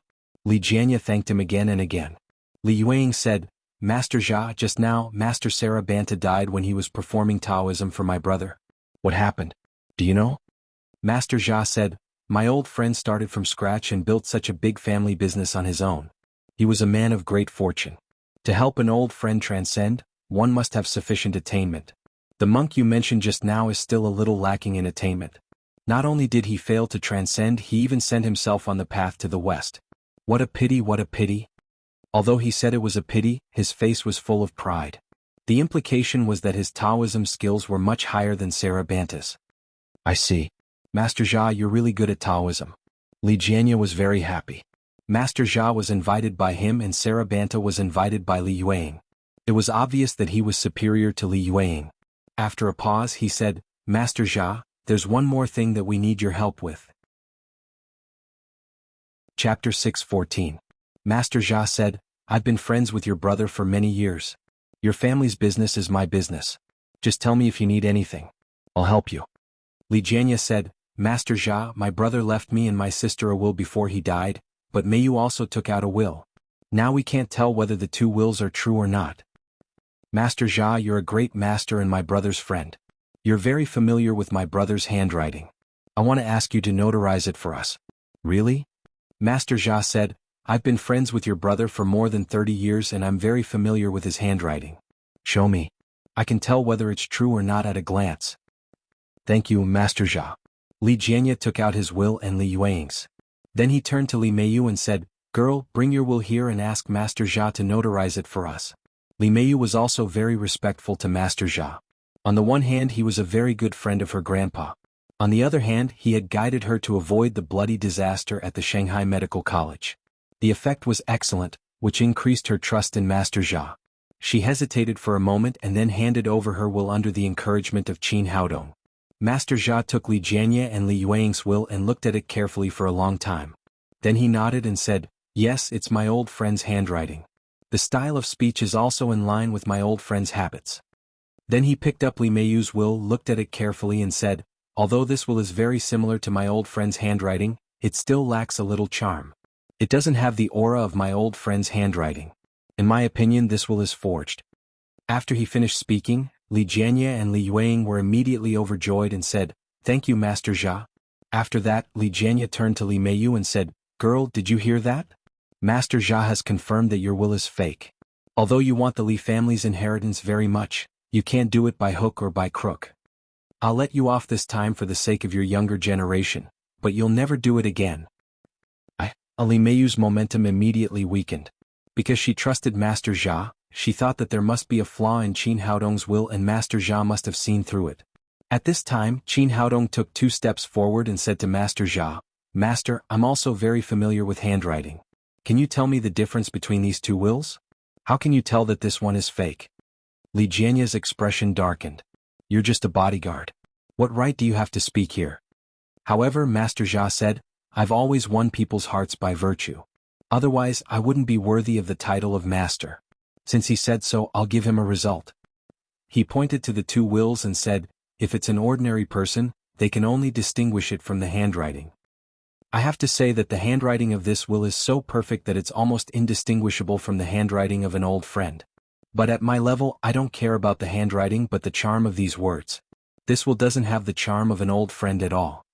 Qin Haodong shook his head and said lightly, you can fool others with this trick but you can't fool me.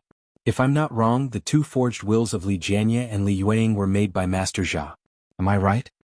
After hearing his words, everyone was shocked and panic flashed in Li Jianya and Li Yueying's eyes.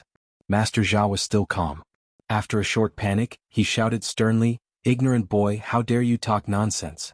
Do you know who I am? I'm the most famous Master Jia in Hong Kong and my teacher is Mei Zhanlong, the best practitioner of magic in Hong Kong. How could I do such a dirty thing as forging a will? Li Meiyu was also shocked by Qin Haodong's words. She quickly said, you must be mistaken. Master Jia is definitely not that kind of person. Qin Haodong said with a smile, silly girl, you've been cheated. This is a typical case of helping others count the money after being sold. He glanced at Master Jia, pointed to the will on the table and said, there are two auras on this will. One belongs to Li Jianya, and the other belongs to the person who wrote the will. The person who wrote the will is not your grandpa but Master Jia. Their auras are exactly the same. It's very clear that Master Jia has colluded with your second grandpa to steal your grandpa's property. The reason why he sent you to Shanghai to study was not because of the disaster, but because he wanted to send you away so that he could kill your grandpa. It's because he is a good friend of your grandpa that he is so familiar with your grandpa's handwriting and can imitate this will. After hearing his words, Li Meiyu's expression changed greatly. She shouted, Haodong, do you mean that my grandpa didn't die of illness but was killed by them? Qin Haodong nodded and said, that's right. Master Jia's expression changed greatly. He pointed at Qin Haodong and said angrily, boy, don't talk nonsense. You're just an ignorant kid. Do you know anything about auras? He turned around and said to Li Meiyu, girl, don't listen to the provocation of others. I'm not a person who would do such a dirty thing. Well, Li Meiyu was confused for a moment. Although she trusted Qin Haodong very much, Master Jia was very famous in Hong Kong and he had left a mark in her heart since she was a child. Subconsciously, she thought that such a thing could not happen. Qin Haodong said to Master Jia calmly, you dare not admit what you've done. I really despise you. Master Jia said, boy, I can't be slandered by anyone. You can't leave here if you don't give me an explanation today. Do you want an explanation? Okay, I'll give it to you now. Qin Haodong said, there's one person who knows the truth of this matter better than anyone else. Master Jia said, well, please call that person over and I'll confront him face to face. No need. He's right here. Qin Haodong pointed to the coffin and said, the person I'm talking about is old Master Li. He knows very well which will is true and which will is false. After hearing his words, Li Jianya and Li Yueying, who were extremely nervous, immediately breathed a sigh of relief. Li Jianya said sarcastically, boy, is it interesting to talk about a dead man? Qin Haodong glanced at him and said jokingly, are you sure that your elder brother is dead? Li Jianya said, do I need to say that? Everyone can see that my elder brother has indeed passed away. Qin Haodong shook his head and said, he would have died if he hadn't met me, but he won't die because of me. Master Jia said with disdain, I thought you were a master, but it turns out that you're just a madman who talks nonsense. He's already dead.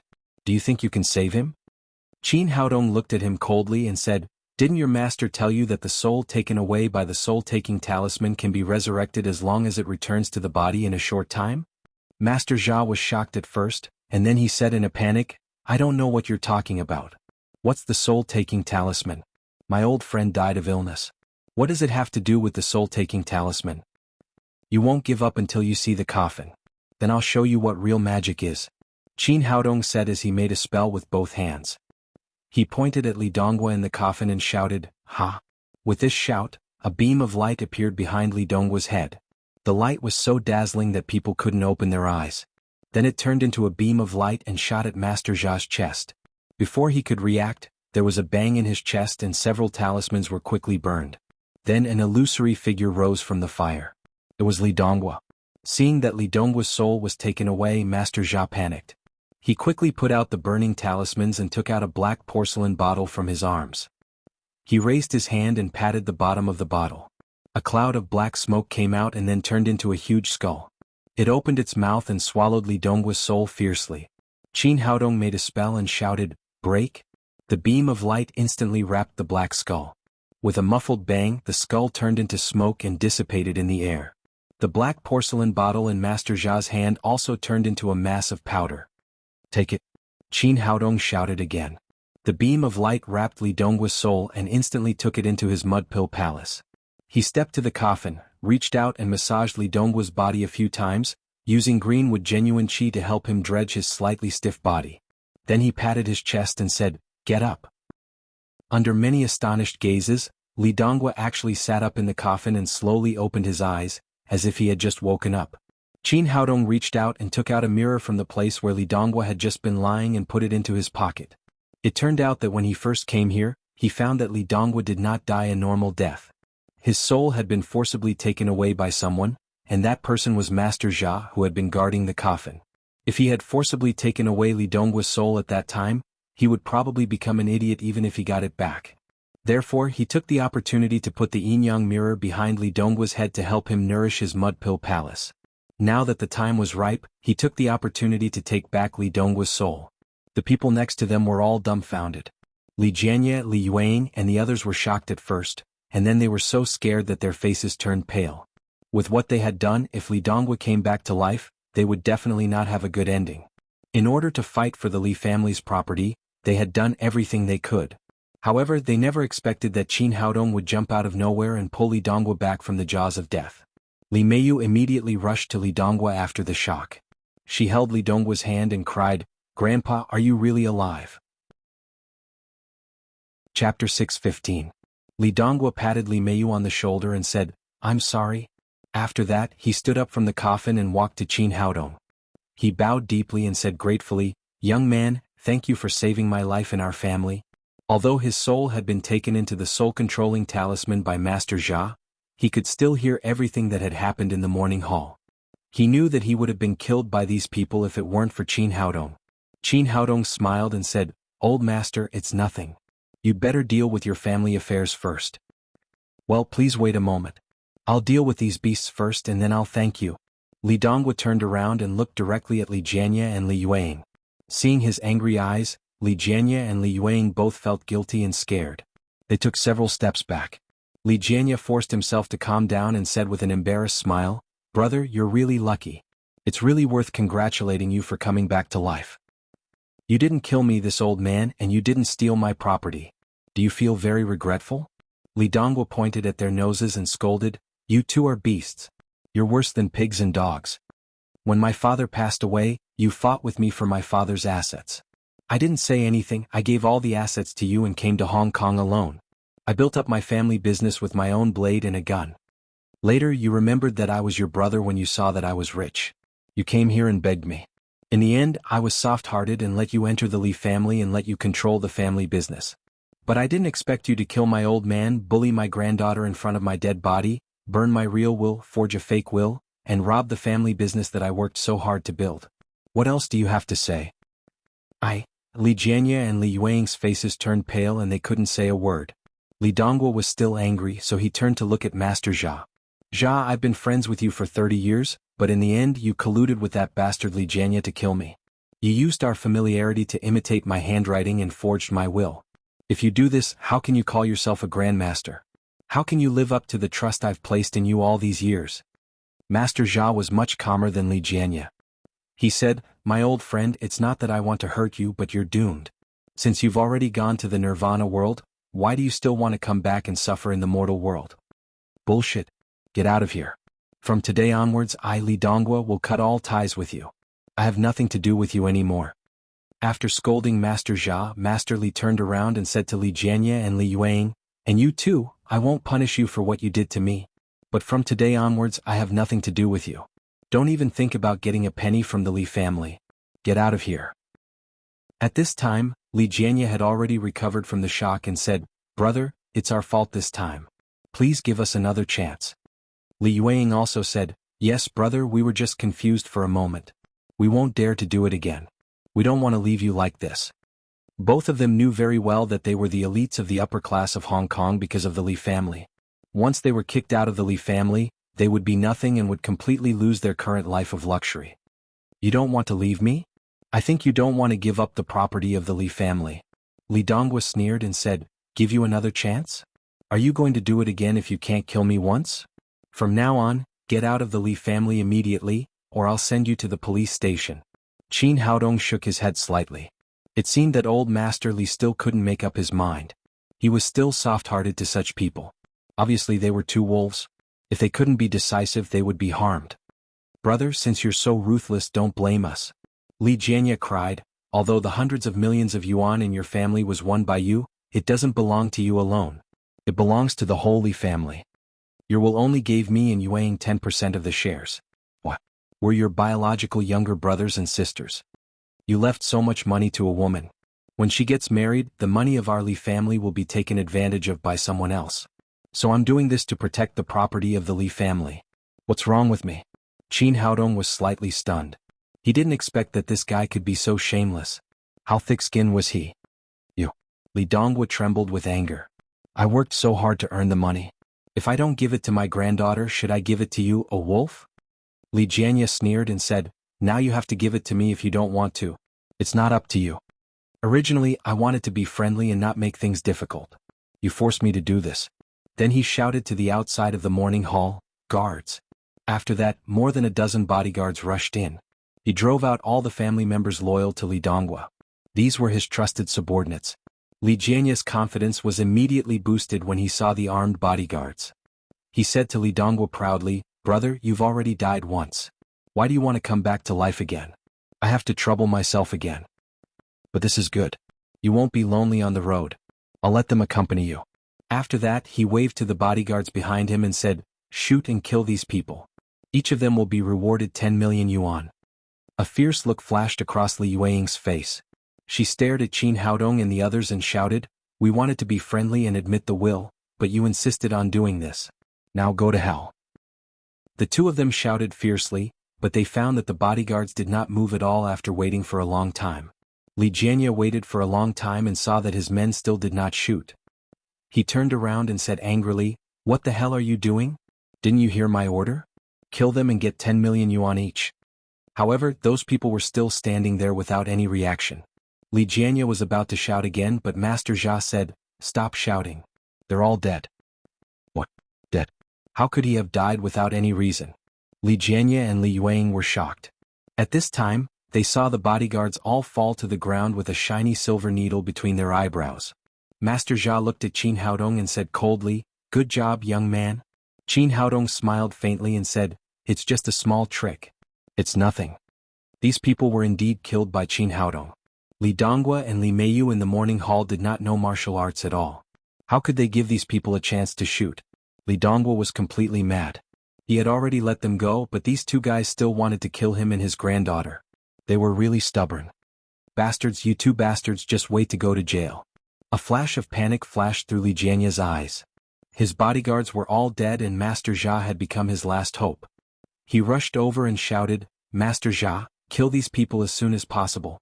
Li Yueying also shouted, yes, none of us can live if we don't kill them. Master Jia said, I can kill them, but we have to change the conditions we agreed on before. 10% of the Li family shares are far from enough. You have to give me at least 30%. Li Jianya hesitated for a while and agreed. If Master Jia killed Li Donghua and the others, he could still get the Li family's property. Although it was a little less, it was much better than spending the rest of his life in jail. Li Yueying nodded hurriedly, yes, we will. Li Donghua said angrily, the Li family's property is mine. None of you can make the decision. Master Jia smiled and said with a greedy face, it's yours now, but it won't be yours soon. Then he turned to look at Qin Haodong and said, boy, if I'm not mistaken, you're a powerful warrior, aren't you? You played with the flying needles beautifully, but you're nothing in front of me, Master Jia. Qin Haodong said, well, I'd like to see what you can do to deserve the title of a master. In fact, Master Jia was not much stronger than an ant in front of him. If he used the Xian Yuan sword now, he could immediately kill Master Jia. However, Hong Kong was different from Wuxia. Feng Shui magic was very popular here, which was why people like Master Jia were born. He wanted to see what level the Feng Shui magic of Hong Kong was and how powerful it was. Li Meiyu didn't know what he was thinking. She said nervously, "Haodong, don't be careless.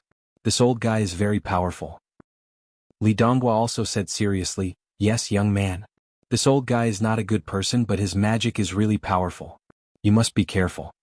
He had seen Master Jia defeat a Feng Shui master in Southeast Asia. He was shocked by Master Jia's magic at that time. That was why he didn't dare to hold Master Jia responsible and just drove him away. In contrast, Li Jianye and Li Yueying both looked relaxed. As long as Master Jia was willing to help them, they believed that there was no problem that couldn't be solved. The only one who was calm was Nailin Wushuang. She trusted Qin Haodong more than herself. Qin Haodong said, "Don't worry. He's just a magician. He's just a swindler. It's not a big deal." Master Jia was furious when he saw that Qin Haodong looked down on him and compared him to those trickster magicians. He said, "Boy, you're courting death. I'll show you my magic today." He reached into his pocket and took out a small gourd that was shiny with oil. "Boy, didn't you just use flying needles? Now I'll show you my sword-nourishing gourd." Then he opened the lid of the gourd. A silver light flashed and shot toward Qin Haodong's eyebrows like a meteor. Chapter 616. Watch out, young man. Li Donghua's expression changed drastically when he saw Master Jia taking out the sword-nourishing gourd. The famous Feng Shui master in Southeast Asia had been killed by this small gourd. The flying sword in this small gourd was much more powerful than a bullet. It was so fast that it could kill people without leaving a trace.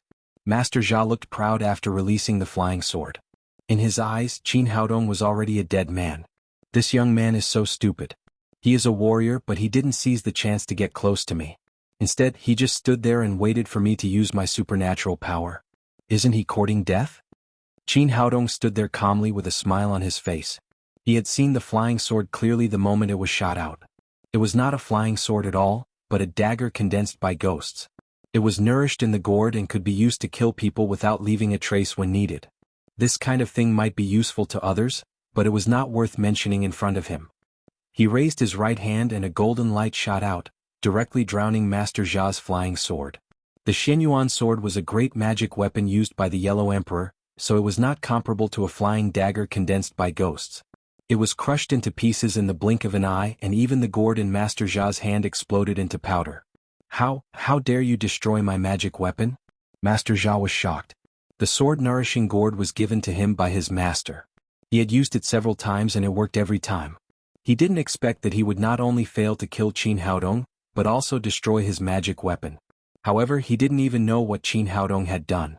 "You have the cheek to call this broken thing a magic treasure?" Qin Haodong put away the Xianyuan sword and said disdainfully, "Do you have any good skills? Show me." "Go to hell, boy. How dare you destroy my magic weapon? I'll kill you with 100 ghosts devouring your heart." Master Jia roared angrily. His face was so ferocious that he looked more like a ferocious ghost. He didn't look like a master anymore.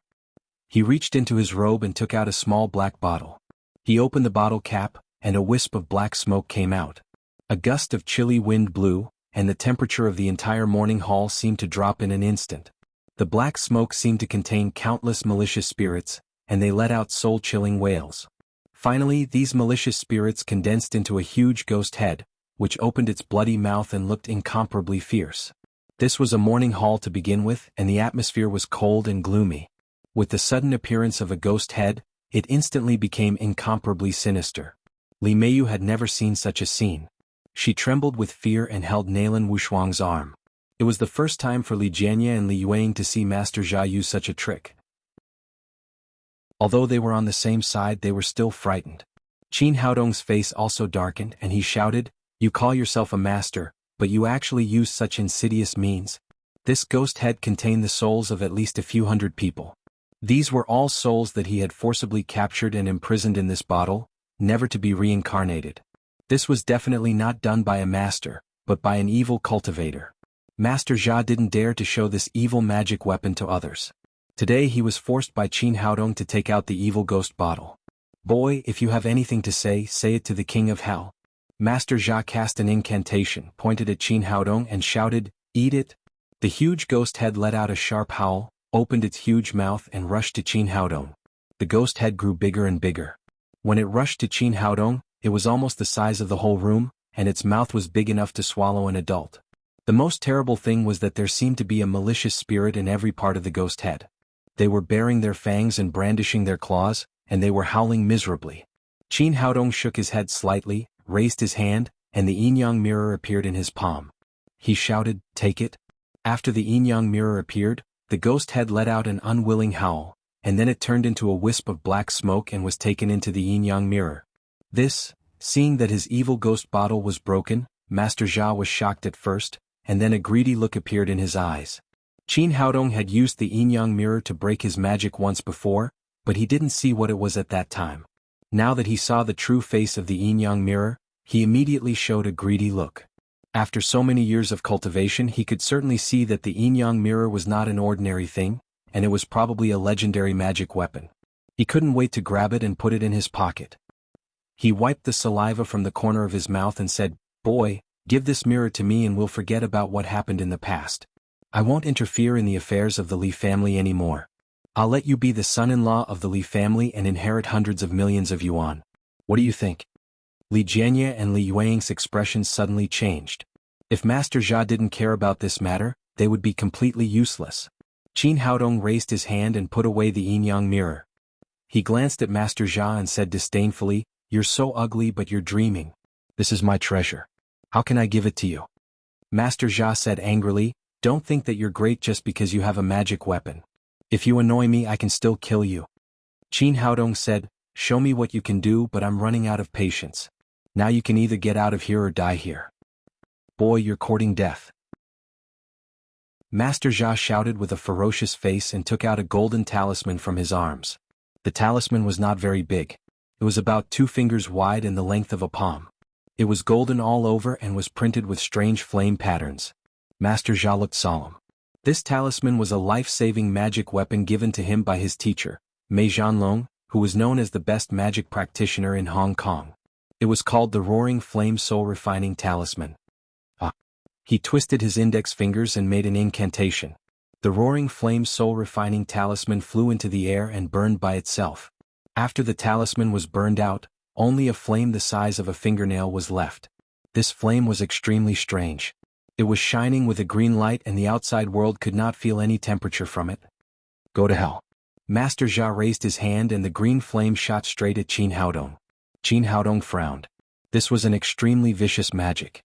The green flame did not seem to be very powerful, but it could directly penetrate one's mud pill palace and burn one's divine senses. If it was any other martial artist, not only would he be killed, but his soul would also be burned into nothingness and he would never be able to reincarnate. "Since you use such a vicious method, I'll let you have a taste of your own medicine." Thinking of this, he stretched out his hand and the yin-yang mirror appeared in his palm again. He threw it at the green flame, but this time he used the yang side of the mirror. The green flame arrived in the blink of an eye and hit the yin-yang mirror. An unexpected scene happened. The green flame seemed to be rebounded and flew back at a faster speed, rushing to Master Jia's Mudpill Palace. Master Jia had released the Roaring Flame Soul Refining Talisman and was waiting to see Qin Haodong's soul burn into nothingness. To his surprise, the green flame rushed to him. No, although he knew how powerful it was too late for him to dodge it. The green flame flashed through the Mudpill Palace on his forehead and disappeared. Master Jia stood still as if he had been hit by the body-fixing spell. After pausing for a while, he fell to the ground on his back. His 3 souls and 7 spirits had been burned to ashes. There was nothing left in this world except his body. "Master Jia! Master Jia!" Li Jianye pushed Master Jia a few times, only to find that he was completely dead. "Brother, I was wrong. Please let me go this time. It's all his fault. Otherwise, I wouldn't have killed you." As soon as Master Jia died, he lost his last support and knelt down in front of Li Donghua. Behind him, Li Donghai also knelt down. "Yes, brother. We're all a family. We were just fooled by the bad guy. Please let us go this time." Li Yuang and Wu Zixiong also knelt down. They could only hope that Li Donghua would be merciful and let them go. Li Donghua ignored them. He turned to Li Meiyu and said, "Girl, what do you think we should do with these people?" Li Meiyu said, "Grandpa, please don't hate me. These people are ungrateful. You've given them so many benefits over the years, but they're not grateful at all. They don't want to repay you at all. On the contrary, they're always thinking about taking away your property. If Haodong hadn't saved us this time, we wouldn't even know how we died. They didn't consider that we're a family and they wouldn't give us any chance to live. Li Donghua nodded and said, then what do you want to do? Li Meiyu said, call the police. They bribed the bodyguards and tried to murder us. They've taken a lot of money from the Li family over the years. We need to thoroughly investigate the accounts they're in charge of and make them stay in prison for the rest of their lives. Li Jianye and Li Yueying's faces turned green after hearing Li Meiyu's words. No matter whether they could be convicted of murder or not, the money they had taken away over the years was enough to sentence them to life in prison. Li Jianye cried, little girl, how can you be so cruel? I'm your second grandpa. You can't do this to me. However, Li Yueying played the emotional card and said pitifully, Meiyu, I'm your grandaunt. I loved you the most when you were a child. Please be merciful and don't send us to prison. We can give up the inheritance right and leave the Li family. Li Meiyu glanced at her and said coldly, since the moment you attacked Grandpa, we've lost all family ties. Besides, the Li family's inheritance has nothing to do with you at all. There's no such thing as giving up or not. Then she took out her mobile phone and called the police. Chapter 617. Li Donghua nodded and said with satisfaction, girl, you're better than me. If I had been as decisive as you, I wouldn't have been in trouble today. Seeing you like this, I can hand over the Li's group to you without any worries. Seeing that Li Meiyu really called the police, Li Jianye and the others were completely panicked. They got up from the ground and ran away, but they were all kicked to the ground by Qin Haodong before they could run a few steps. The Li's group was one of the largest consortiums in Hong Kong. The Li family called the police without any delay. Soon, more than a dozen policemen arrived. Old Master Li explained the situation. He said that Li Jianye and the others had bribed the bodyguards of their family and intended to kill him and Li Meiyu. As for Master Jia, in order to avoid some trouble, he directly said that he had died of a sudden illness. Anyway, there were no scars on Master Jia's body, so it was no different from a normal death. As for the dozen bodyguards, it was self-defense and the police would not hold them responsible. The Li family still had some power in Hong Kong. Soon, Li Jianye and the others were all taken away by the police. Li Meiyu called Uncle Cheng and asked him to dispose of all the bodyguards' bodies. As for Master Jia, he was directly sent back to his master, Mei Zhanlong. After dealing with these things, Li Donghua directly invited Qin Haodong and Nailan Wushuang to the living room and asked his family to prepare a sumptuous meal. They chatted while eating. He picked up his glass and said to Qin Haodong respectfully, Brother medical sage, Kuai recommended you to me some time ago. To be honest, I didn't believe it at first. Today, I finally see what a young talent is like. You're really young and promising. Thank you for saving the two of us in our Li family. Let me toast you with this cup of wine. Then he picked up his glass and drank it up. Li Meiyu said angrily, Grandpa, I thought that damn Master Jia was a genius at first. It turned out that he sent me to Wuxia to kill you. He colluded with Li Jianye and the others to cause the bloody disaster. It's all my fault. I've been blind all these years. Li Donghua sighed when he said that. Then, a worried look flashed across his face. He said to Qin Haodong, Medical sage, to tell you the truth, may our Li family have implicated you this time? Qin Haodong didn't care and said leisurely, Are you talking about Master Jia's master? Mei Zhanlong, who is known as the best in the world of spells in Hong Kong. Li Donghua said, Yes, I'm worried about him.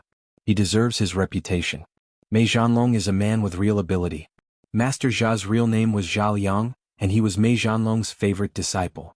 Now that he's dead, we can say that it was a normal death to the police, but we definitely can't hide it from Mei Zhanlong. I'm afraid that he will harm Brother Medical Sage. What do you think about this? After this meal you should go back to Wuxia. Although Mei Zhanlong is arrogant, he is only limited to Hong Kong. I don't think he dares to go to Wuxia. Qin Haodong said, Don't worry, Master.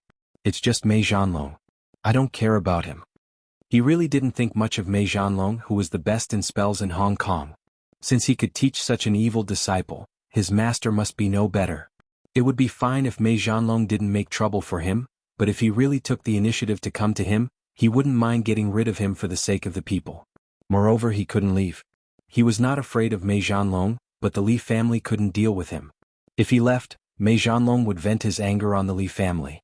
Li Donghua was a sophisticated man, so he naturally understood what Qin Haodong was thinking. Although he was moved, he still tried to persuade him. Brother Medical Sage, you provoked Mei Zhanlong to save me this time. Of course, the Li family should take responsibility for this matter. And don't underestimate Mei Zhanlong. I know him very well. He won the title of the most powerful man in Hong Kong by stepping on countless people's heads. In the past he also killed countless people. He is definitely not a soft-hearted person. What's more, he has been doing very well in Hong Kong over the years and has countless believers and supporters. As long as he waves his hand, countless people will immediately stand up to fight against you. So you'd better hide and don't be impulsive. Qin Haodong believed what Li Donghua said. Master Jia, a disciple of his, was so famous in Hong Kong, let alone Mei Zhanlong himself. However, these things could not affect his firm Taoist heart. If he was scared away by Mei Zhanlong's name, he would not be able to transcend the mortal world and transcend the heavenly tribulation in the future. Old master, I know what you're saying. Although I'm helping you, I'm still the one who killed him. I've decided to stay in Hong Kong for 7 days. If Mei Zhanlong comes, I'll solve the problem together. If he comes to me after 7 days, you can tell him my contact information. At that time he can go to Wuxia or other places to meet me. I'll accept all his requests. Seeing that Qin Haodong's tone was firm and confident, Li Donghua shook his head and said, in addition to Mei Zhanlong, there's another problem. That is Master Song Gang, Sarabanta's master. Song Gang is more famous in Thailand than Mei Zhanlong in Hong Kong. Although they wear monk robes and call themselves masters, they actually practice tame head, which is extremely strange and cruel. Now that Sarabanta has died here, Song Gang will definitely blame it on you. With his vengeful character, he will definitely come to make trouble for you. Qin Haodong nodded and said, I hope he can come within 7 days. It's best to solve the problem together. Li Donghua was moved. If Qin Haodong really left, Mei Zhanlong might give the Li family a chance to defend themselves, but Song Gang would never do that. It was very likely that he would use strange tame head to retaliate against the Li family. Brother Medical Sage, thank you so much. You are a great benefactor of our Li clan, and also our great benefactor. Qin Haodong said, You're welcome, sir. It's nothing. Besides, I'm your bodyguard now. Since I've signed a contract with you, I naturally have the responsibility to protect Miss Li. Li Donghua sighed sincerely and said, It's a blessing for our Li family to hire a bodyguard of your level. If it weren't for you, our Li family would be finished this time. Qin Haodong said, By the way, sir, I happen to want to talk to you about something. My contract with Meiyu will end here. I still have a lot of things to do. I really can't be Meiyu's personal bodyguard anymore. Hearing Qin Haodong's words, a flash of panic flashed across Li Meiyu's face. Although she used to be jealous, Qin Haodong was still by her side after all. Without this contract, it would be difficult for her to see him again. Li Donghua also said eagerly, Brother Medical Sage, why? Do you think the price is too low? It's indeed a little low with your ability, but we can talk about the money. Just name a number and our Li family will definitely satisfy you. Qin Haodong shook his head and said, Sir, it's really not about the money. I really have a lot of things to do. Li Donghua said with a regretful face, I understand. With your talent, it's really unfair for you to only be a bodyguard. Qin Haodong said, Sir, I can also see that the security in your home is really not good. If you want, I can transfer some excellent bodyguards from Daddy Security Company for you. They can completely protect the safety of Miss Li, Li Donghua said with a happy face. That's great. Thank you. It's really not easy to find a capable and loyal bodyguard now. He thought for a moment and said, Well, you can transfer 20 people to me first. If it's not enough, I'll call you later. Qin Haodong said, No problem. I'll make a call later. I think they'll arrive in Hong Kong tomorrow. That's great. With them, the safety of our Li family will be guaranteed. Li Donghua waved his hand to Uncle Ching next to him. Uncle Ching immediately sent a check over. He pushed the check in front of Qin Haodong and said, Brother Medical Sage, you've helped our Li family so much this time. This is a little money to show my respect. Please accept it. Qin Haodong glanced at the check. It turned out to be a denomination of 1 billion yuan. It seemed that the old man was quite generous. However, Li Meiyu was infatuated with him. Although he couldn't accept it, it was not appropriate for him to take her money. He said, Sir, Meiyu and I are friends. It's my duty to help her. Don't take the money. Hearing that Qin Haodong regarded her as a friend and refused the check of 1 billion yuan for her, Li Meiyu's heart warmed and the disappointment on her face lessened. Li Donghua said, I'm too abrupt, but I'll feel guilty if I don't express my sincerity. How about this? Sir Owen will hold an auction in Hong Kong tonight. It happens to be held in an auction house under our Li family. Brother Medical Sage, go ahead and bid for whatever you like. It'll be a small gift from our Li family. Qin Haodong thought for a moment. It was not good to refuse him. Anyway, he and Nalan Wushuang had nothing to do these days. It would be good to go to the auction house. He said, then let's do as the old man said. Let's go to the auction tonight. Li Meiyu said, Grandpa, is Sir Owen going to hold an auction again? I want to go and have a look. Li Donghua said, Meiyu, you don't have to go. From today on, I'll officially retire. The entire Li family's property will be handed over to you. Besides, such a big thing has just happened. You have to take over the property of those two beasts. There are a lot of things to do. All right, Grandpa. Li Meiyu had matured a lot after this incident. Although she was quite disappointed, she did not say anything. Qin Haodong said, Sir, do you know what good things will be at this auction? Li Donghua said, Dr. Owen's auction is extremely rare. I've inquired about it before. Most of the antiques at this auction are from Wuxia. The most famous one is the snake head of the 12 zodiac bronze heads. Chapter 6:18. What? A snake head? Qin Haodong almost jumped up when he heard the news. He was looking for the bronze head to improve his cultivation. He was naturally excited when he heard the news about the snake head. Originally he wanted to spend time at the auction, but now it seemed that he had to go. Li Donghua was slightly stunned. He didn't understand why Qin Haodong was so excited. As far as he knew, a bronze head was only sold for more than 10 million Hong Kong dollars, which couldn't be compared with the 1 billion yuan check on the table. He asked doubtfully, Brother Medical Sage, what's the problem? Qin Haodong also knew that he had lost his composure, so he quickly said, I heard that the bronze head was stolen from Wuxia. I've always wanted to find it and give it to the country. I accidentally heard the news about the snake head, so I was a little excited. Please excuse me, sir. I didn't expect you to be a patriotic person. Li Donghua said, I also had the same idea when I first heard the news. I wanted to buy the snake head and give it to Wuxia. Sir, you don't have to worry about it. Leave it to me. Qin Haodong wanted the upper-level spirit stones and the bronze head. As for the bronze head, he would definitely return it to Wuxia later. Then he asked, Sir, who is this Sir Owen? Li Donghua said, Sir Owen is a great man. He is from the Empire of the Unsetting Sun due to historical reasons. He has a large number of properties in Hong Kong and lives in Hong Kong for most of the year. In his words, he prefers the climate and cultural environment of Hong Kong to the Empire of the Unsetting Sun. The reason why people call him Sir is not out of respect, but because he is indeed a marquis appointed by the Empress of the Unsetting Sun. People often say that I am one of the top 10 richest people in Hong Kong. In fact, this kind of statistics is not scientific. If I compare myself with Sir Owen, his wealth is far greater than mine. However, he was a collector. He had exchanged all his money for all kinds of collections, whether they were from East Asia, Europe, or America. He had collected all kinds of antiques. No one knew how many collections he had in his warehouse. Someone once secretly calculated his assets, but the result was inestimable because the value of antiques rose too fast. For example, 40 years ago, someone bought 3 bronze heads for $4,500. Now the price had increased by thousands of times. So everyone knows that Sir Owen is very rich, but we can't calculate his specific assets. Qin Haodong nodded and said, Do you know how this bronze head fell into Sir Owen's hands? Li Donghua said, I don't know the details, but it's said that Sir Owen's ancestor was an officer of the empire where the sun never sets.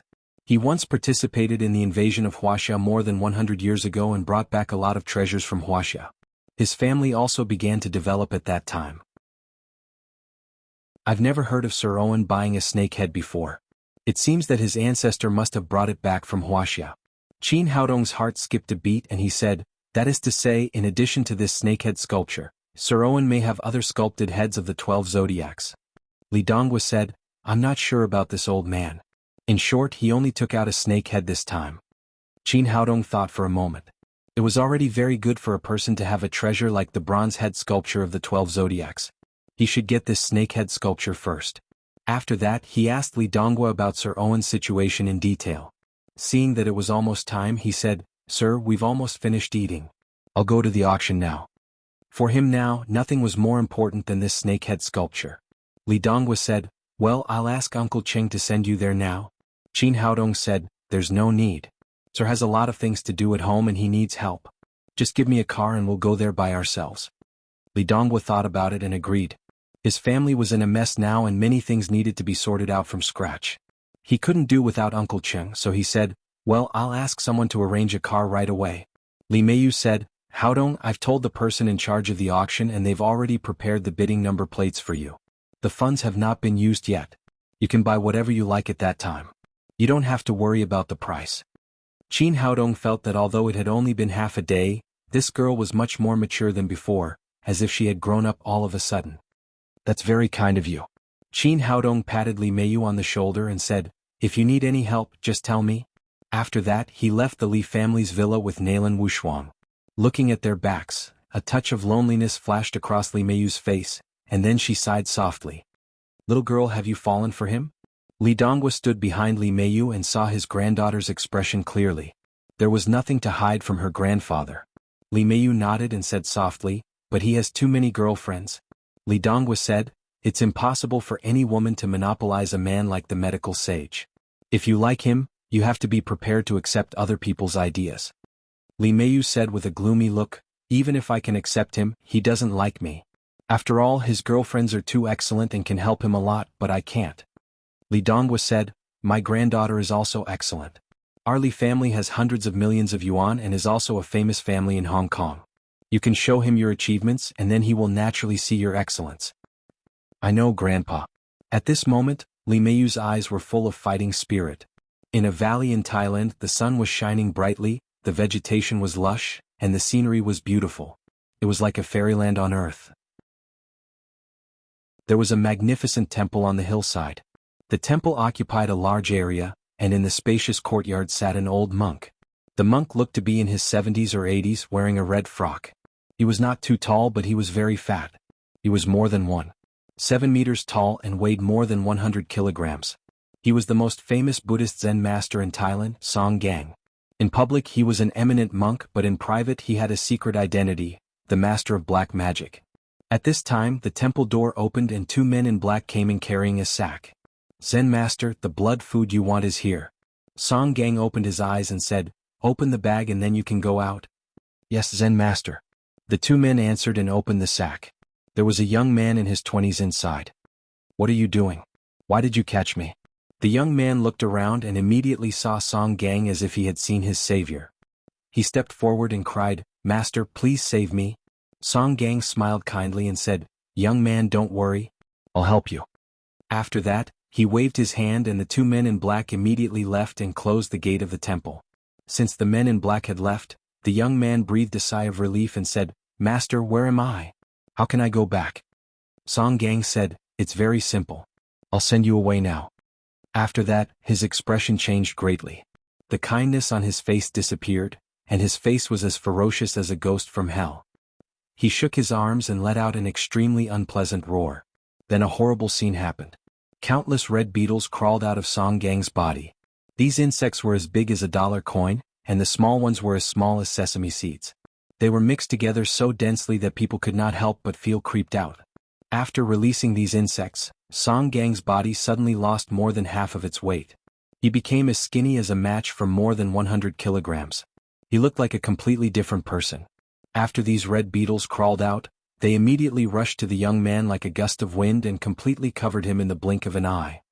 Ah! The young man let out a heart-wrenching scream. He wanted to struggle, but he could not resist these beetles at all. After 2 or 3 minutes, these red beetles seemed to be much brighter and flew back to Song Gang's body like a tide. When the last beetle disappeared, Song Gang once again returned to his original appearance, and his whole body became fat. The young man had completely disappeared, not even leaving a piece of cloth on his body. It was as if he had never been here. Song Gang sat down cross-legged and murmured. He was actually reciting the Ksitigarbha Sutra for the young man to help him. After a while, the gate of the temple opened again and a middle-aged monk in his 40s or 50s rushed in. He was Song Gang's eldest disciple, Bonachai. After entering the temple, Bonachai said in a low voice, Master, something happened to junior brother. Song Gang stopped chanting and slowly opened his eyes. What's going on? He asked. Bonachai said, junior brother went to Hong Kong and was killed there. Who dared to kill my disciple? Song Gang's expression immediately became gloomy. He did not care about Sarah Banta's life or death. What he cared about was that someone dared to offend his dignity. He had always been a ruthless and vengeful person. All of his enemies had already been killed. Bonachai said, it's not clear yet. Junior brother was poisoned to death by his own poison needle. can be seen that the person is definitely a master. I don't care who he is. He can only die if he dares to hurt my disciple. Song Gang stood up and said, pack your things and then go to Hong Kong with me. I'd like to see who that person is. Bonachai said respectfully, Master, I can handle this kind of trivial matter. You don't have to do it yourself. Song Gang said softly, Hong Kong is rich and there are many rich people. It's also a place where there are many masters. I haven't been out for a long time. It's a good time to go there. Chapter 619. On a hill on the outskirts of Hong Kong, there was an extremely beautiful and luxurious manor. Although Hong Kong was economically developed, it was only a small island. It was not an exaggeration to say that every inch of land here was worth its weight in gold. It was already very extravagant to be able to own a house here, but the owner of this manor occupied the top of a small hill, which showed how rich he was. The person who lived here was none other than Mei Zhanlong, who was known as the #1 magician in Hong Kong. In front of the manor there was a huge parking lot. At this time, it was full of all kinds of luxury cars. These people had come specially to visit Mei Zhanlong. In the living room of the manor, an old man in his 60s was talking to a middle-aged man in his 30s or 40s with a smile on his face.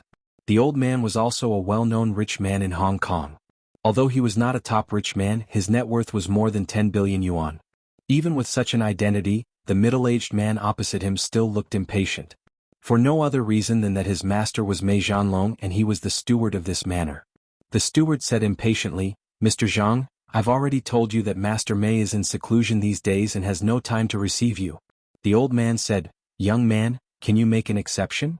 I do have some urgent matters and I need Master Mei's guidance. How about I increase the fee by 10 times? How about 10 million yuan?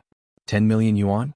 The steward smiled disdainfully and said with pursed lips, Do you think Master Mei cares about your little money? The reason why Master Mei charges for guiding you is that he is afraid that there will be too many people coming. It's just a formality. The old man nodded repeatedly and said with a face full of smiles, Yes. I also know this. Master is an otherworldly master. How could he care about money?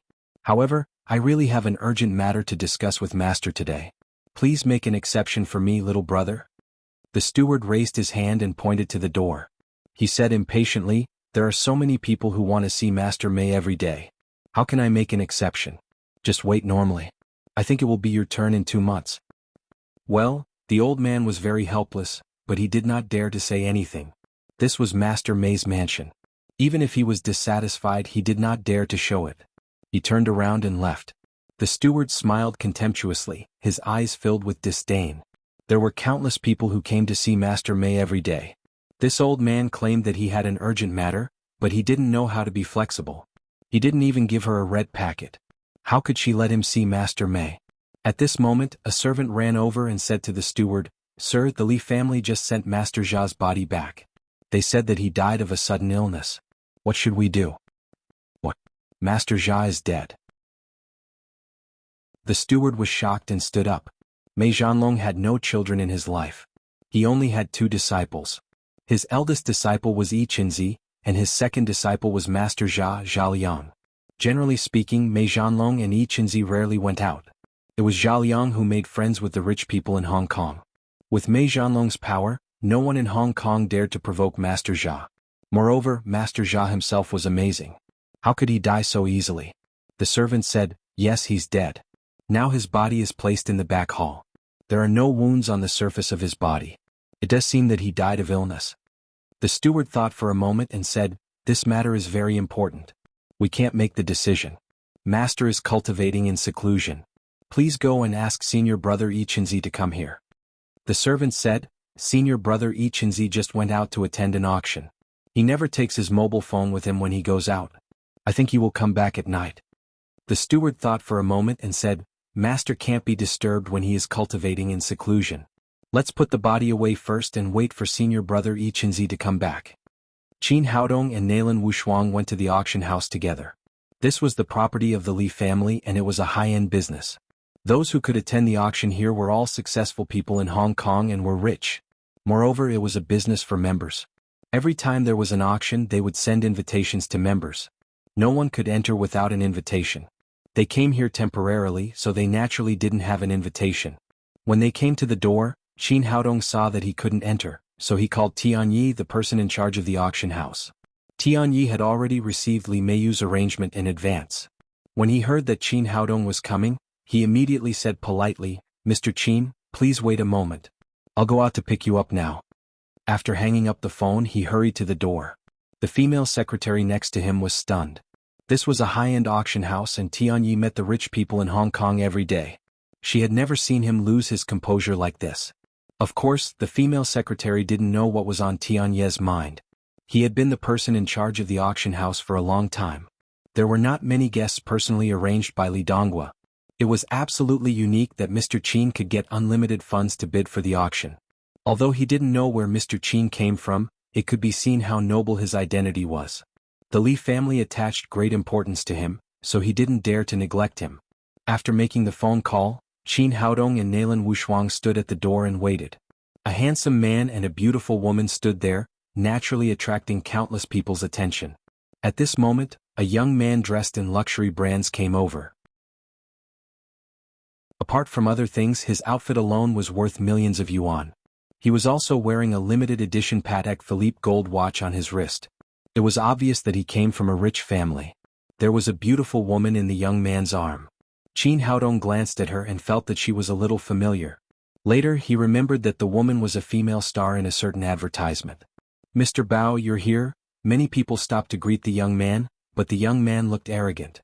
He was Bao Mingyu, the young master of the Bao family. He had enough capital to be proud. He was in charge of the most famous entertainment company in Hong Kong and had countless stars under his management. The woman beside him was a small star he had just fallen in love with. With other identities and statuses, no matter which woman he liked in Hong Kong, he would take the initiative to throw himself at her. Bao Mingyu came to the door and showed his invitation. When he was about to enter, he saw Nailan Wushuang standing next to him. He was suddenly stunned, and the feeling of amazement made his brain short-circuit. He had seen countless beautiful women over the years, and he had even slept with countless beauties. But he had never seen such a beautiful and elegant woman. She was simply a goddess in his heart. When he came to his senses, he got rid of the small star beside him and quickly walked to Nailan Wushuang. His eyes were shining and he said, "Hello, beautiful lady." As for Qin Haodong, who was dressed in ordinary clothes, he directly ignored him.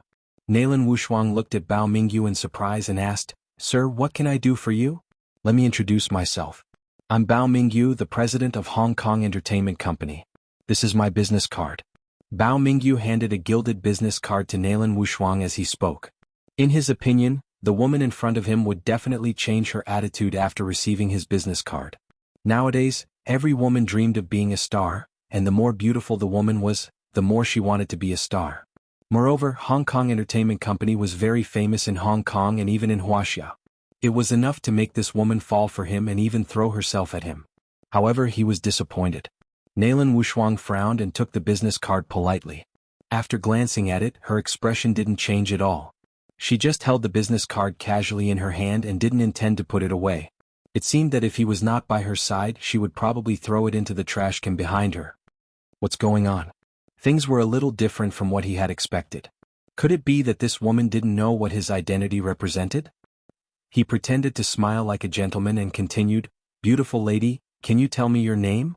Nailan Wushuang took Qin Haodong's arm and smiled politely, "Sorry, my boyfriend doesn't like me to tell strangers my name." Although she said it in a euphemistic way, the meaning of her refusal was very clear. Bao Mingyu's expression changed slightly. It was the first time for a woman to refuse him directly. But the more she refused, the more he wanted to conquer her. He continued, "Lady, in fact, I want to tell you one thing. You are so beautiful and have a good temperament. It's a waste that you don't become a star. If you are willing to join my Hong Kong Entertainment Company, I promise I will make you famous in half a year or 3 months. You will become a star in Wuxia and even a best actress in the world. At that time, the red carpet in Cannes, the Oscars, countless flowers and applause, and countless fans will all be yours." He talked incessantly and the little star next to him was full of jealousy. The reason why she had tried so hard to stay with Bao Mingyu was because of all this. But it was obvious that this playboy was going to fall in love with someone else and promised all this to the woman in front of him. Nailan Wushuang slightly frowned and interrupted Bao Mingyu, "Mr. Bao, I'm really sorry. I'm not interested in being a female star. I prefer my current life." Bao Mingyu's face turned red like a rooster whose neck had been choked, and he couldn't say a word. In the past, whenever he said these words to any woman, the woman's eyes would immediately light up and she would like to take off his clothes and have sex with him. But the woman in front of him completely subverted his understanding. His dream of becoming a star could not tempt her at all. He was angry. Since you don't like being a star, you must like money. No woman in the world can resist the temptation of money. Thinking of this, he took out a Rolls-Royce key from his pocket and gave it to Nalan Wushuang, saying, "This is a new car I bought a week ago. It's worth 5 million yuan. As long as you tell me your name and become friends with me, this car is yours." Seeing all this, the jealousy in the starlet's eyes intensified. She wanted nothing more than to rush up and snatch the key for herself. Chapter 620. Nalan Wushuang's face instantly became cold. If Gao Yuming had been testing her politely before, now he was insulting her. She said in a cold voice, "I don't want your car and I don't want to see you again. Please leave." Hearing this, the little star finally breathed a sigh of relief. No matter who the woman in front of her was, it would be fine as long as she did not threaten her position. She said to Bao Yuming in a coquettish voice, "Young master, it's getting late. The auction is about to start. Let's hurry up and go in." Gao Yuming was angry in his heart and the fake smile on his face disappeared. He said to Nalan Wushuang angrily, "I really don't know what a woman like you is thinking. You have such a good resource but you don't know how to use it. What's the use of guarding such a poor boy? He can't even enter the auction. As long as you are with me, I can take you to the auction with a wave of my hand. I will buy you whatever you want." In his opinion, the reason why Qin Haodong and Nalan Wushuang were standing at the door was that they wanted to enter the auction but did not have an invitation. Nalan Wushuang suddenly became angry. She could bear other things, but this annoying guy in front of her insulted Qin Haodong. This was her reverse scale and she could not bear it in any case. "Get out of here." Nalan Wushuang burst out and threw the business card in her hand at Bao Yuming's face. Bao Yuming never dreamed that Nalan Wushuang would slap his face in public. But this was a public place and it was not convenient for him to lose his temper. He could only glare at Qin Haodong and Nalan Wushuang, and then bitterly took the little star into the auction house. What the hell? Nalan Wushuang was obviously still angry and her full chest was heaving violently. "It's not worth getting angry with such a person," Qin Haodong said with a smile. "He is the boss of an entertainment company. Don't you want to be a star?" Nalan Wushuang said, "If you open an entertainment company, I will be a star for you." Qin Haodong said, "Forget it. I'm not interested in that thing." While they were talking, Tianyi rushed out of the venue. When he saw Qin Haodong and Nalan Wushuang, he was slightly stunned at first, and then he stepped forward and asked, "Are you Qin Haodong, Mr. Qin?" Qin Haodong nodded. "It's me." Tianyi was slightly surprised. He didn't expect that the distinguished guest who was valued so highly by the Li family was so young. However, as the person in charge of the auction company, he was very shrewd and didn't show any abnormality. He said respectfully, "I'm sorry, Mr. Qin. I'm late." Qin Haodong said lightly, "Nothing. Let's go in. Both of you please follow me." Tianyi made way for them and respectfully let them into the auction house. The auction house owned by the Li family was one of the top auction houses in Hong Kong. The interior was spacious and luxurious. When they walked in, the store was already full of customers, waiting for the auction to begin. After Bao Mingyu led the little star into the auction house, the little star couldn't help but exclaim, "Master Bao, this auction house is really big. Of course, this is the most famous auction house in Hong Kong." Bao Mingyu said proudly, "It's a membership system. Ordinary people can't come in. For example, the two people at the door can't come in unless they are escorted by an important person. They can only stand outside and watch." The little star said with a flattering face, "It seems that you are a member here, master." "Of course I'm a gold member here. I spend more than 100 million yuan here every year." Bao Mingyu proudly pointed to a row of seats in the front of the hall and said, "These seats are specially prepared for gold members. Ordinary people can only sit in the back." The little star said, "Young master, can I sit here with you?" Bao Mingyu said, "Of course. Gold members can bring one person to the auction with them." "That's great. I'm really benefiting from Master Bao." After the little star sat down with Bao Mingyu, she suddenly saw several extremely luxurious seats at the front of the hall. She asked, "Master Bao, who are those seats for?" Bao Mingyu said, "Those seats are not ordinary. They are the supreme VIP seats in the entire auction house. Those who can sit in those seats are either famous people in Hong Kong, such as the governor of Hong Kong, Master Mei Jianlong, or his disciples. They are billionaires and VIPs who spend more than 10 billion yuan in the auction house. At this point, his eyes flashed with envy, jealousy, and hatred. One day I will definitely be able to sit there. He was looking forward to the future with a look of longing on his face. Suddenly, his expression froze when he saw Qin Haodong and Nailan Wushuang walking in together. How did these two get in? He drew a question mark in his heart, and then he felt relieved. In his opinion, Qin Haodong and Nailan Wushuang must have sneaked in. What's the use of coming in? The seats here have been arranged. Let's see where you are sitting. Do you want to attend the auction standing? That will only make you a laughing stock. While he was thinking, he saw Tianyi leading Qin Haodong and Nailan Wushuang past him. They went straight to the front and then sat down on a Supreme VIP seat. The Supreme VIP seat was a leather sofa for two people. It not only looked extremely luxurious, but also much more comfortable than the seats in the back. Bao Mingyu's eyes suddenly widened. What the hell was going on? Even he was not qualified to sit in the Supreme VIP seat.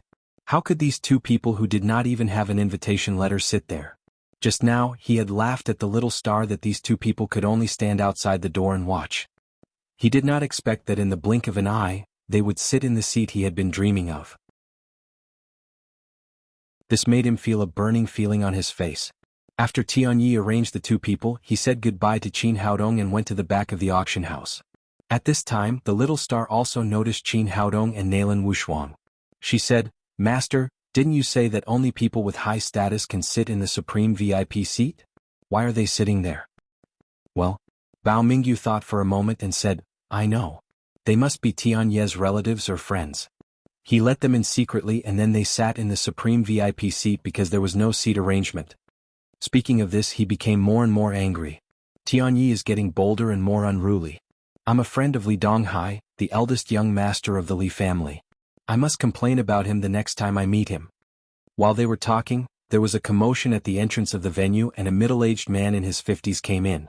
This man was wearing a cyan robe and there was a yin-yang fish of the 8 trigrams Tai Chi pattern printed on his chest. His hair was coiled on top of his head with a hairpin like that of the ancient people. If he held a horsetail whisk in his hand, he would look more like a Taoist priest. If this man walked on the street, he would definitely attract countless people's attention and even laugh at him. But it was different here. Many people stood up and greeted him when they saw him. Their eyes were full of admiration. It's Master Yi Qinzi. Master Yi Qinzi actually came to attend today's auction. Master Yi Qinzi is so handsome. He's like a master. Hello Master Yi Qinzi. When can I have a look at my fortune? No wonder people were so excited.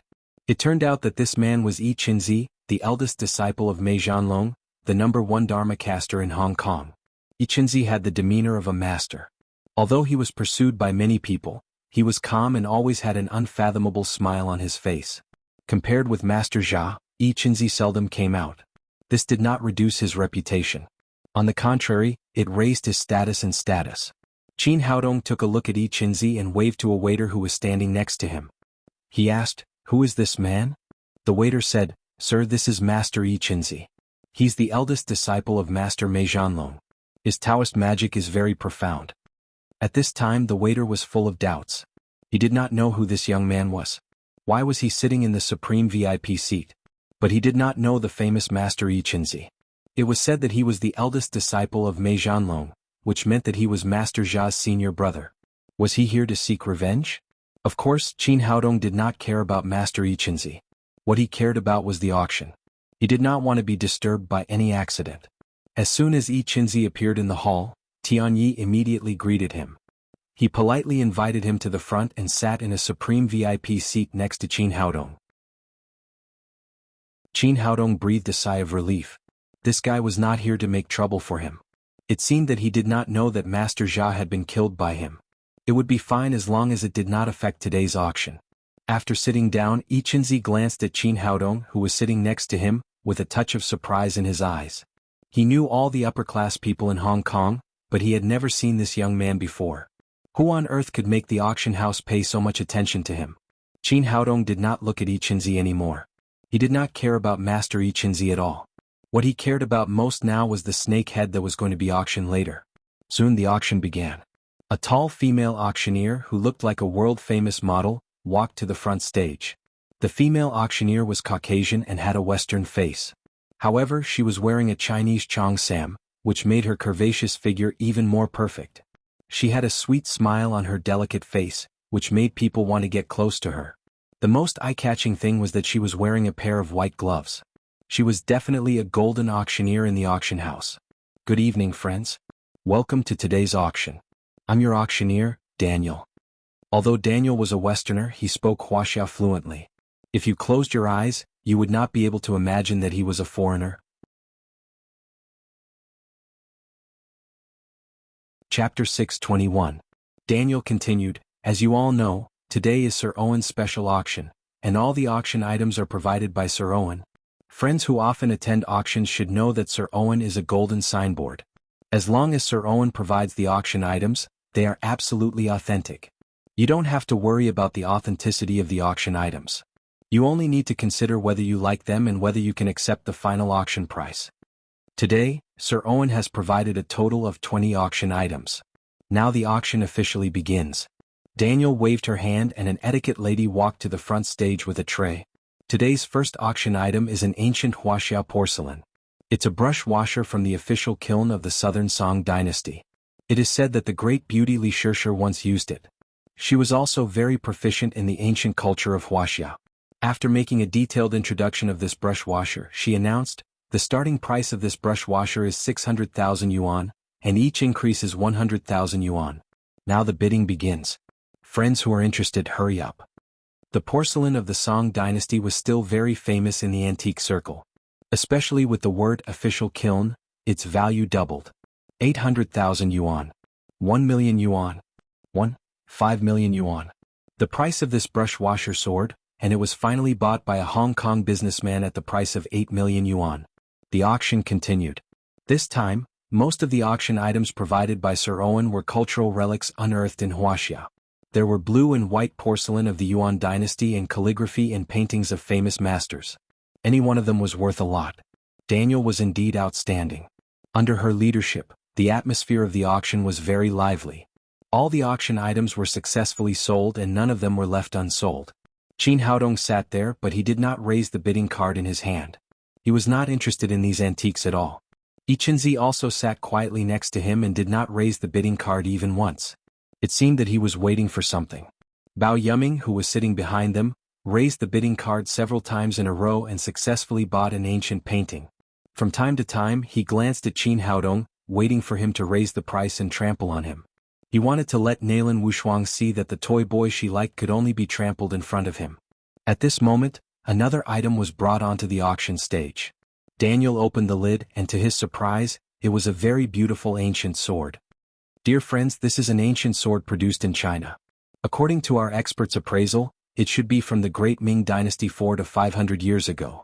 I really admire the ancient Wuxia civilization for being able to make such a beautiful sword at that time. Daniel lifted up the ancient sword on the tray. The sword's scabbard was red and embedded with many different colored gems. The hilt was shaped like a butterfly. It looked like a sword used by women. Daniel continued his introduction. This sword is called the butterfly sword. Although it has been through hundreds of years, it is still extremely sharp. Everyone can take a look. This is definitely a rare ancient sword. As she spoke, she pulled out the sword from its scabbard. Under the illumination of the hall's lights, the sword flashed with a cold light. It did not look rusty at all. Everyone looked closely. This is one of the best ancient swords in China. It's definitely one of the best collectibles. Let's start the bidding. The starting price is 2 million, and each increment is 100,000. As Daniel spoke, he started the bidding for the butterfly sword. I offer 5 million. I offer 8 million. Obviously, many people were interested in this sword. They all raised the number plates in their hands and began to bid. Qin Haodong had already seen through the butterfly sword. This sword was indeed an ancient sword from hundreds of years ago. Although the quality was not very good, it was beautiful and very suitable for women. Knowing that Nailan Wushuang still did not have a suitable weapon, he turned his head and said, "How about it? Do you like it? If you like it, I'll bid for it and give it to you." Nailan Wushuang said, "I'll like anything you give me, and this sword looks really beautiful. Well, I'll bid for it first. If I find something suitable, I'll change it." At this time the bidding had reached 3 million. Qin Haodong raised the number plate in his hand and shouted, "I offer 4 million. For an ancient sword, the price of 3 million was already very high. He suddenly raised the price by 1 million. The hall suddenly quieted down and no one raised the number plate to bid. At the same time, more and more people noticed the young man sitting in the front row. They did not know who he was. Daniel glanced at Qin Haodong in the front row. Just as men liked beautiful women also liked handsome men. She smiled brightly at Qin Haodong and said, "This gentleman bids 4 million yuan. Is there anyone else who wants to participate in the auction?"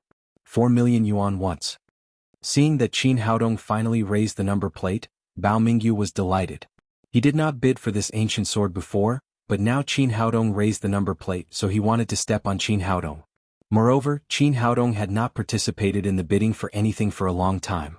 Now that he suddenly raised the number plate, it meant that Nalan Wushuang liked this sword very much. As long as he bought it, he would be able to please the beauty and maybe get a chance to further develop himself. The moment Daniel raised the small hammer in her hand, Bao Mingyu raised the number plate in his hand and said, "I offer 5 million. Since he wanted to show off, of course he could not be weak. He could not raise the price less than Qin Haodong, so he also raised the price by 1 million. At this time, Qin Haodong knew that Bao Mingyu was competing with him. He raised the number plate in his hand and shouted, 6 million, 7 million. Bao Mingyu followed closely, 10 million. Qin Haodong shouted a price that shocked everyone. Anyway, he did not care about money. The money would be spent by the Li family. Bao Mingyu hesitated for a moment. He did not expect that this toy boy would be so fierce and raise the price by 3 million at once. However, there was no turning back. Now everyone was watching him bidding with a toy boy. If he gave up now, he would lose face. So he gritted his teeth and continued to shout, 15 million. The price was far higher than the price of this ancient sword. Qin Haodong looked at Bao Mingyu and smiled.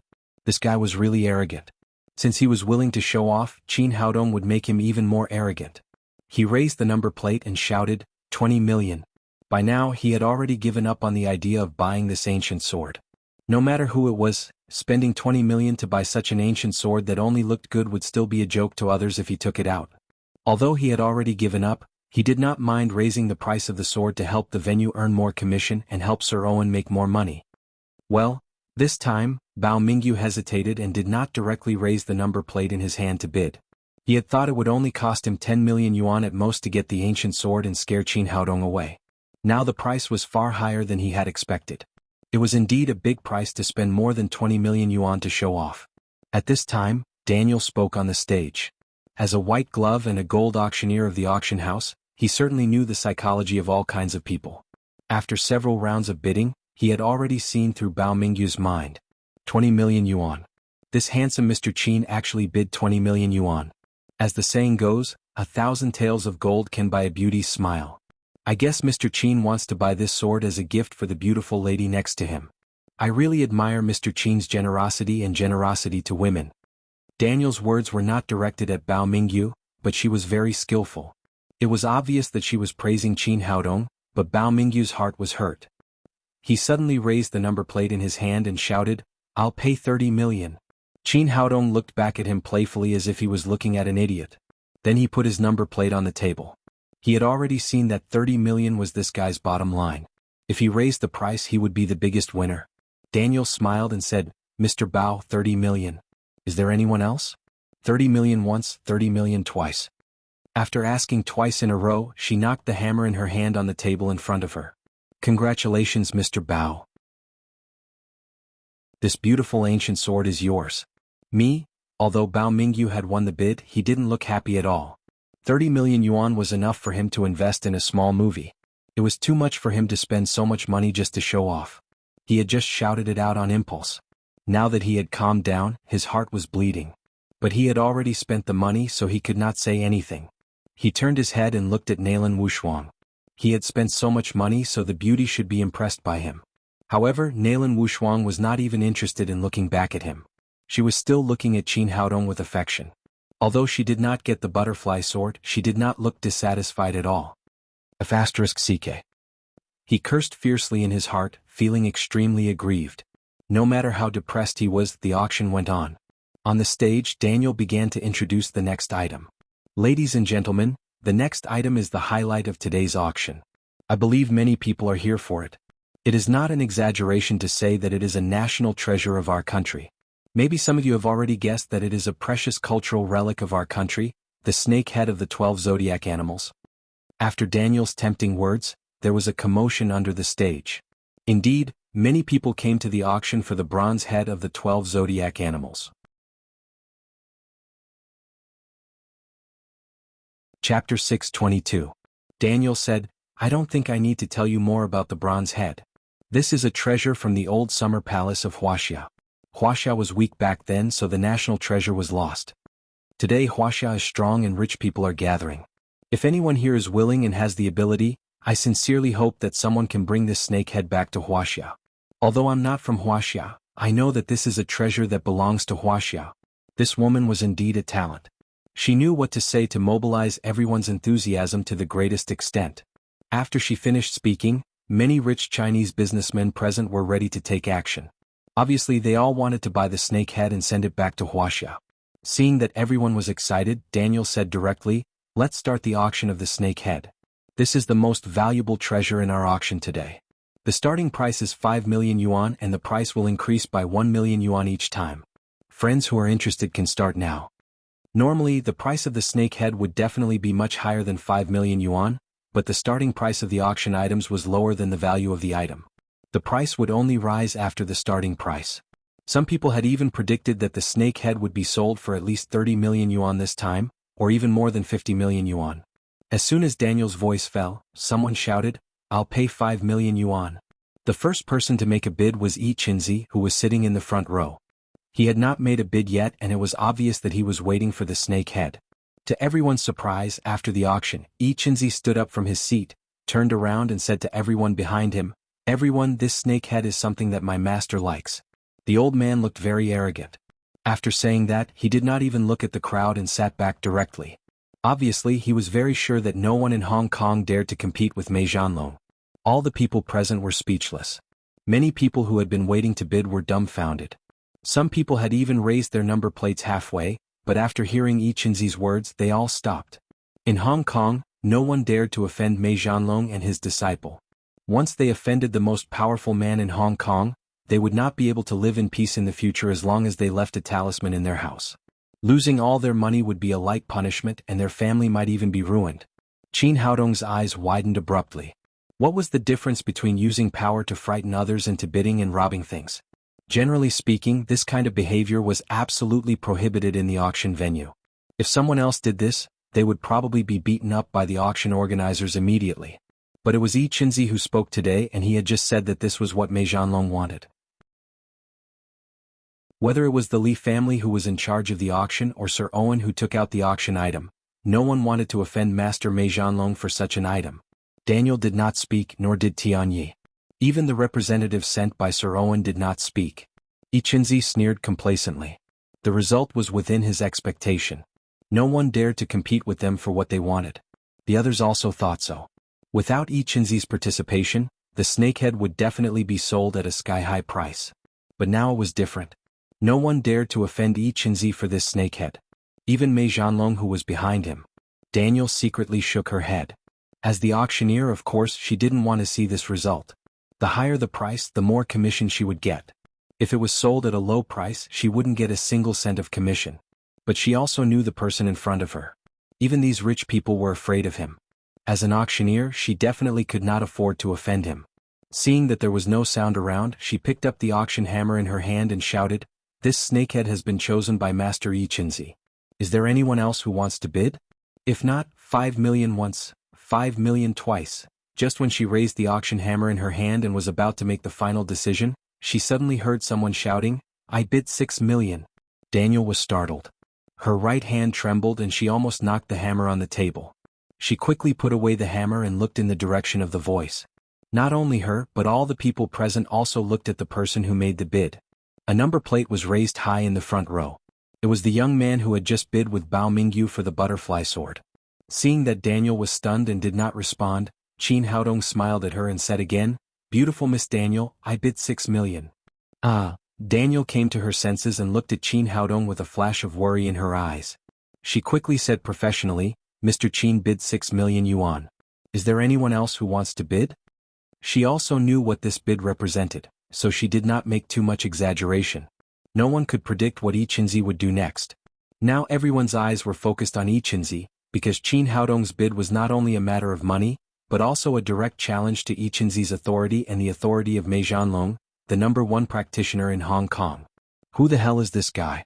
How dare he bid with Master Ichinzi? Does he want to die? I don't know. Since he can sit in the supreme VIP seat, he must have some background. But no matter how powerful his background is, he can't be compared with Master Ichinzi. It's really a case of a mouse playing with a cat. He wants money more than his life. He dares to rob others. Does he think that Master Ichinzi is as rich as Bao Yuming?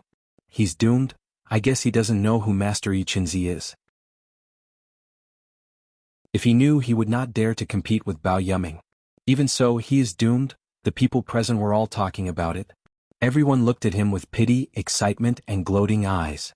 Bao Yuming was the happiest one. He had been thinking about how to teach this arrogant guy a lesson, but now it seemed that he did not need to do it. This guy from Wuxia would probably die after offending Master Ichinzi. A flash of fear flashed across Tianye's face and he hurried over to Qin Haodong. Qin Haodong seemed to know what he was going to do, so he waved his hand and motioned him not to say anything. Qin Haodong was a distinguished guest of the Li family and Master Ichinzi was on the other side. Tianye could not afford to offend either of them, so he could only stand aside silently and resign himself to fate. Ichinzi's face quickly darkened. He did not expect that this young man in his 20s would dare to challenge his prestige. He looked at Qin Haodong coldly and his eyes were full of killing intent. Qin Haodong still had a faint smile on his face, as if Ichinzi was not looking at him. Boy, do you know who I am? I'm Ichinzi. Ichinzi finally revealed his identity. In his opinion, the reason why the young man in front of him dared to be so arrogant was that he did not know his identity. But something unexpected happened again. Qin Haodong just smiled faintly and said, I'm bidding for this snakehead sculpture. Who you are has nothing to do with me. Don't tell me you want me to give up on bidding just because of your ugly name? Good, very good. Ichinzi finally understood that Qin Haodong did not take him seriously at all. He said coldly, I hope you can take this snakehead sculpture back. At this moment he had made up his mind. He wanted this snakehead sculpture and this young man's life. However, this was an auction house after all, so it was not appropriate for him to kill Qin Haodong in public.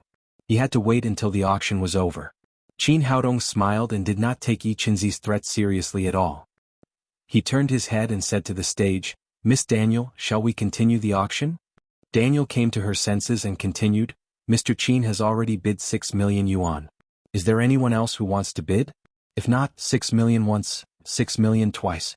Everyone present knew that although Qin Haodong had bid for this snakehead sculpture, it was still Master Ichinzi's possession. In this case, no one would be stupid enough to bid for it.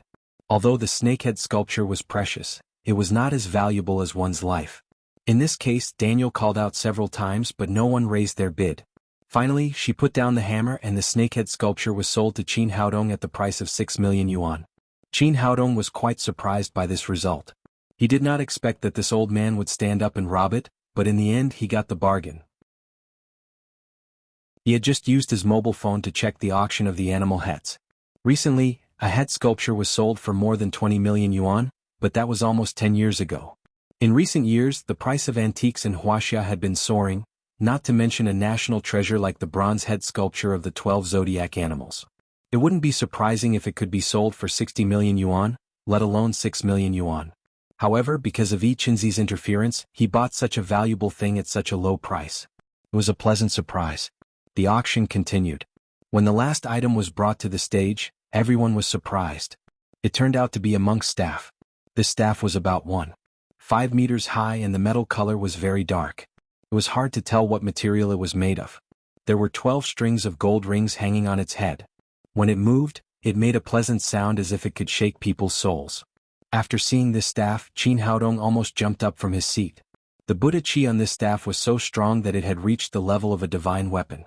He had never dreamed that there would be such a rare Buddhist treasure in today's auction in addition to the snakehead sculpture, which was a national treasure. From the moment he saw this staff, he had made up his mind to get this treasure.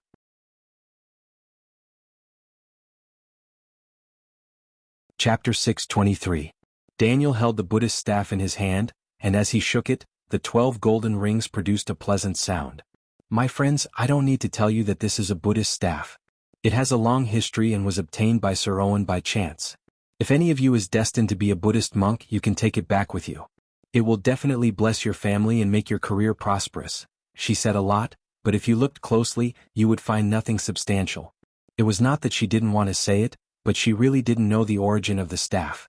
This staff was indeed something that Sir Owen had obtained by chance. He had asked many experts in this field to identify it, but they could not find any useful information about its history and age. Sir Owen was a devout Christian, so he had no interest in collecting Buddhist artifacts. Therefore he sold it at the auction. Because of the uncertainty of the staff, the auction house put it behind the beast head, hoping that it could be sold at a good price because of the snake head. However, the auction house didn't expect that the snake head, which they had high hopes for, was only sold for 6 million yuan. Daniel continued, now the bidding for this staff starts. The starting price is 500,000 yuan, and each increment must be no less than 100,000 yuan. My friends who are destined to be a Buddhist can start bidding now. Although Qin Haodong had already chosen this staff, he had 500 years of experience. The more he wanted something, the more he had to be calm and the less he could show his desire. Therefore he was not in a hurry to bid. He wanted to see other people's reactions. It would be best if no one was interested in it. But as soon as Daniel finished speaking, Bao Mingyu raised the number plate in his hand and said, I'll pay 800,000 yuan. Qin Haodong was slightly stunned. He didn't expect that this playboy would be interested in the staff. The star was also very surprised and asked, Master, it's obviously used by monks. Why do you want to buy it? Bao Mingyu said, it's my grandfather's 80th birthday in a few days.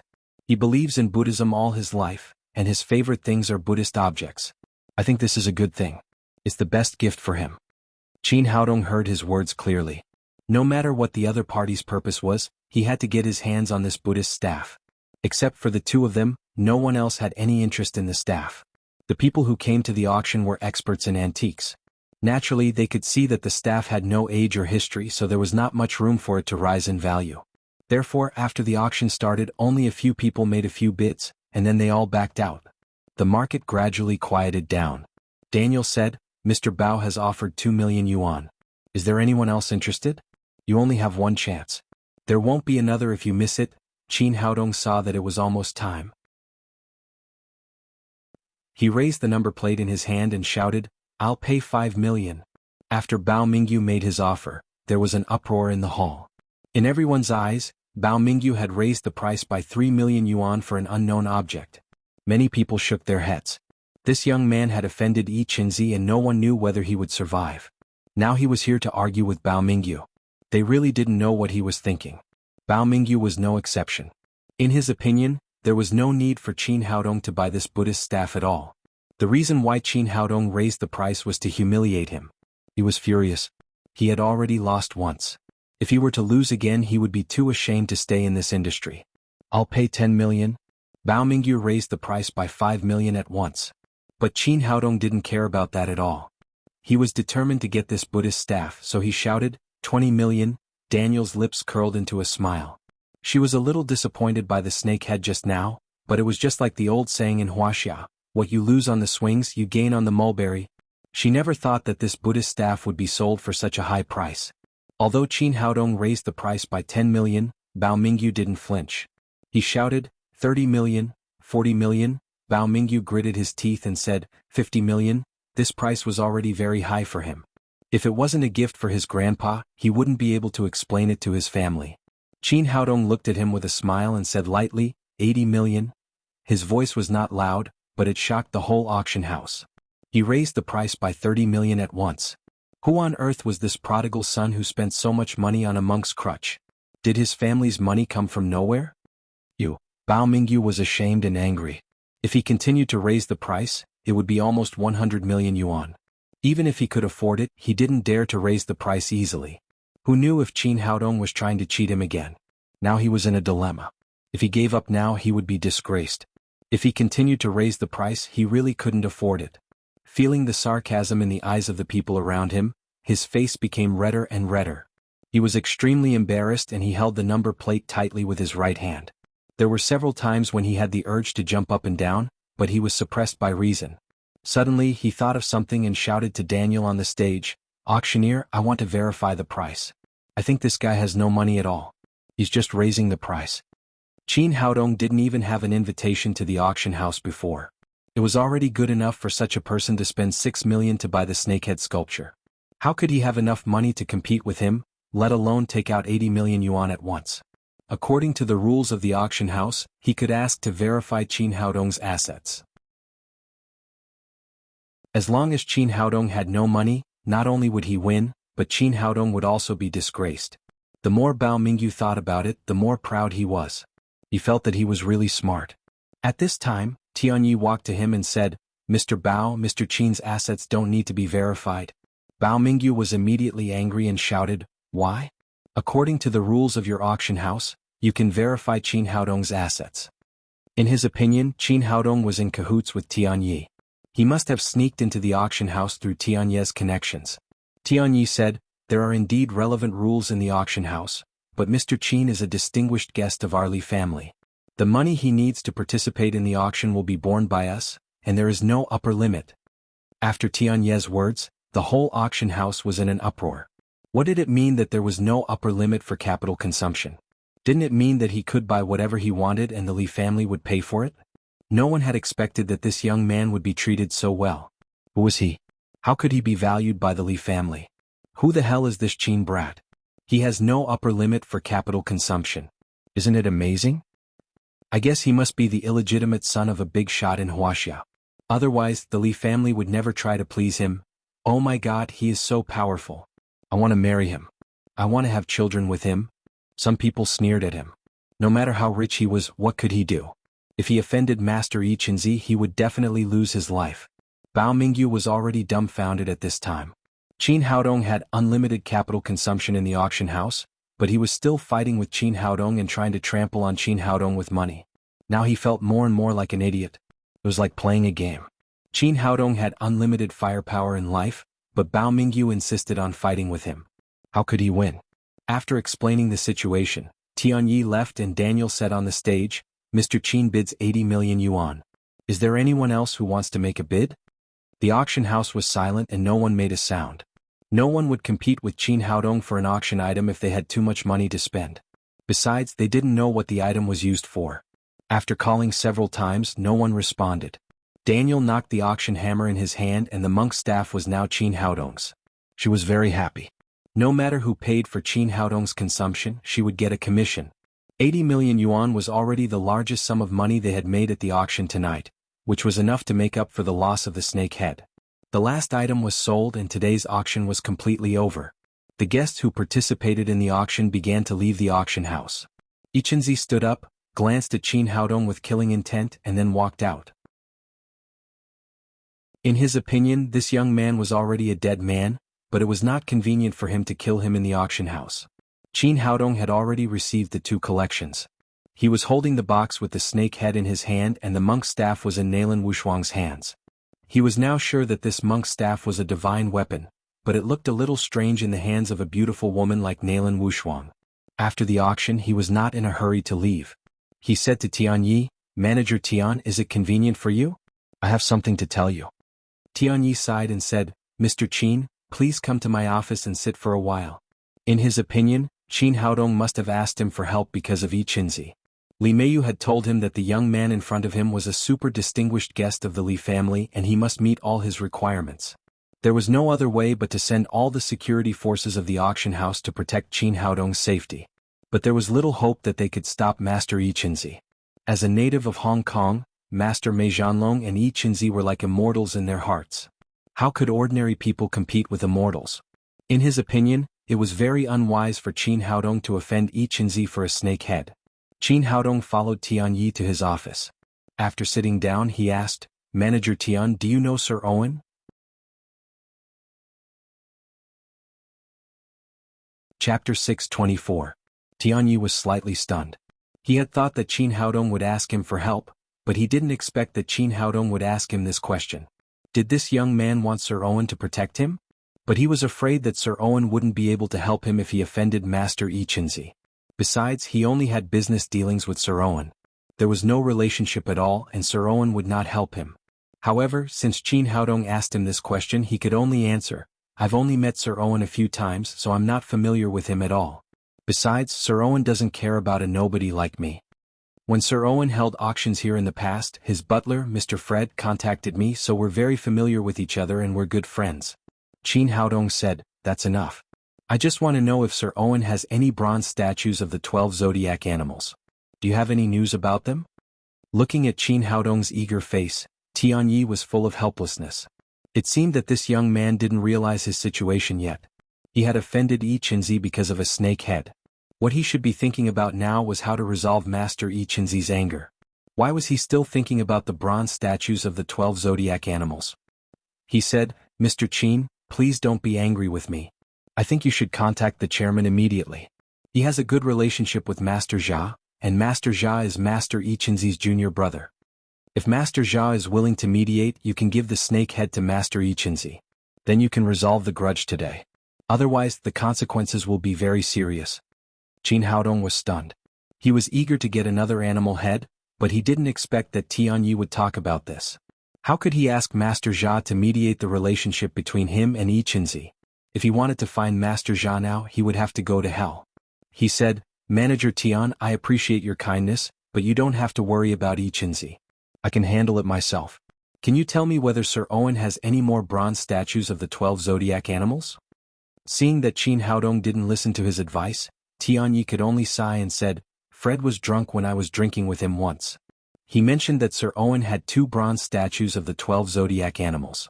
One was auctioned today, so it's very likely that he has another one." "Really? That's great." Qin Haodong was very excited when he heard that Sir Owen still had a bronze head. If he could get 2 upper-grade primordial stones, he would be able to break through to the elixir realm late stage. With the purity of the everlasting greenwood skill, he would definitely be invincible below the Saint realm. He asked excitedly, "Manager Tian, is there any way to get Sir Owen to auction the copper hand as well?" Tianyi shook his head and said, "It's up to Sir Owen to decide what to sell. Even Fred can only follow his orders." "How can I do anything about it?" Qin Haodong said again, "Then can you help me buy the remaining bronze head sculpture of the 12 zodiacs? No matter how much it cost." "That's not very possible either." Tianyi said, "Sir Owen is a famous great collector. His family is very rich and doesn't lack money at all. He will only auction certain collections when he is tired of them. It's almost impossible to buy an item from him alone. Moreover, as a butler, it was his duty to keep secrets for his master. Fred had only told him that Sir Owen had 2 bronze heads of the 12 zodiac animals when he was drunk. If we rush to ask for it, we won't get anything. If you buy it, not only will you not get anything, but you will also cause trouble for Fred. He might even lose his position as chief butler." Qin Haodong also realized that this was not a good idea. He said, "Manager Tian, you are an expert in this field. Can you help me find a way to buy the remaining bronze head sculpture from Sir Owen?" Sir Owen did not attach much importance to these things when he sold the snakehead sculpture, but they were extremely precious to Qin Haodong. Tianyi said, "Sir Owen is a great collector. Successful collectors like him rarely sell their collections. They usually give them as gifts to friends or exchange them with others. Mr. Qin, if you want to get the other bronze head sculpture, the best way is to find something that Sir Owen is interested in and then exchange it with him." "That's a good idea," Qin Haodong said. "Manager Tian, do you know what Sir Owen likes most? In other words, what can I use to exchange for the bronze head sculpture from him?" Tianyi said, "Sir Owen loves to collect. Due to historical reasons, most of the antiques in his inventory are from Wuxia, so it's really not easy to interest him with something from Wuxia. As a great collector, what Sir Owen lacks most are European classical relics. At the same time, he is also very fond of these things. Mr. Fred told me that Sir Owen likes Picasso's paintings best, but the most regrettable thing is that although he has a rich collection, there are no works of Picasso. So he told me several times that once a painting of Picasso appears at the auction, I must inform Sir Owen in advance and buy it no matter how much it costs. If you can have Picasso's works, you can exchange them with Sir Owen, not to mention the bronze head sculpture of the 12 zodiac animals from Wuxia." Qin Haodong was delighted. It might be more difficult to get other antiques, but when it came to ancient paintings, he had his own processing plant and could make a batch at will. After saying that, Tianyi shook his head and said, "It's impossible. Although there are many paintings of Picasso when he was alive, there are very few antique lovers in the world. All his works have been collected and they haven't appeared at international auctions in recent years." Qin Haodong said, "Manager Tian, I happen to have some paintings of Picasso at home. I'll bring them to you in a few days and ask you to help me identify them. If possible, contact Sir Owen and exchange with him. What? Tianyi almost bit his tongue. He didn't expect that Qin Haodong really had Picasso's paintings. What the hell were they? Did he have more than one painting in his hand? Qin Haodong stood up and said, Manager Tian, thank you for helping me so much. I'll go back now. Let's contact each other another day. Wait a minute. Tianyi quickly said, Mr. Qin, if I'm not wrong, Master Yi Qinzi must be waiting for you outside. If you go out now, it will be very dangerous. Why don't you hide here for a while? Qin Haodong smiled and said, What are you talking about? I can't hide here all the time. Besides, he's just Yi Qinzi. It's not a big deal. After that, he walked out of the door with Nalan Wushuang. Tianyi said anxiously, Mr. Qin, please wait a minute. I'll call all the bodyguards of the auction house and ask them to escort you. It's really unnecessary. We can do it ourselves. Qin Haodong waved his hand to Tianyi and then strode out of his office. Tianyi didn't understand why this young man was so confident. He didn't take Master Yi Qinzi seriously at all. After thinking for a while, he picked up his mobile phone. Since he couldn't help Qin Haodong, he would report it to old Master Li as soon as possible. As soon as Qin Haodong and Nalan Wushuang drove away from the auction house, Li Meiyu called and said hurriedly, Haodong, what happened? I heard that you offended Master Yi Qinzi again in the auction house? Qin Haodong smiled and said, that old faker pretended to be arrogant.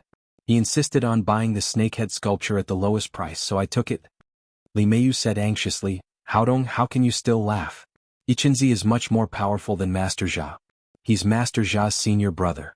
Since you offended him, he will definitely take revenge on you. Qin Haodong said indifferently, he's just an old faker. It's not a big deal. Don't worry, I know what I'm doing. He really didn't take Yi Qinzi seriously. He had a strong spirit as his foundation.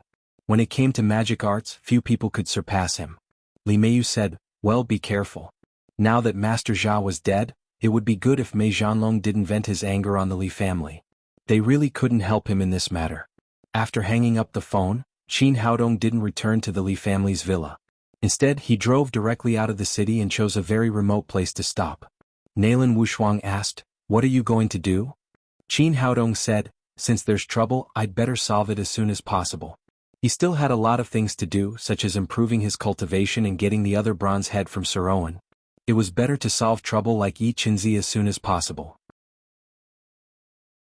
He felt Yi Qinzi's aura as soon as he got in the car, so he directly drove out of the city to create a chance for Yi Qinzi to take action. Then he got out of the car, turned his head to the dark place and said, since you've been following me for so long, come out quickly. Don't dawdle. I'm in a hurry. Nalan Wushuang also got out of the car, holding the monk's staff in her hand. After Qin Haodong finished speaking, she saw a figure slowly appear from the darkness and walk to them. It was Yi Qinzi with a gloomy face. Yi Qinzi stared at Qin Haodong coldly and said with a murderous look, boy, do you know who I am? Qin Haodong said, yes, I do. You're just an old faker. You swindle around all day long and claim to be a master, but what you do is dirty things. Boy, you're courting death. Yi Qinzi said, hand over the snake head and I'll consider sparing your life. Hand over the snake head? Are you kidding me? If I give it to you now, why did I buy it just now? Qin Haodong said, you just want to rob me, don't you? Hurry up. I told you that I'm in a hurry. That you're tuning in to the Han Li's Wuxia Adventures YouTube channel. We're so grateful for your support, and don't forget to subscribe to join us on this incredible journey through captivating stories. Your generosity through donations truly makes a world of difference, as it's the primary source of revenue that allows me to expand and enhance this channel for you. Thank you from the bottom of my heart for being a part of this adventure.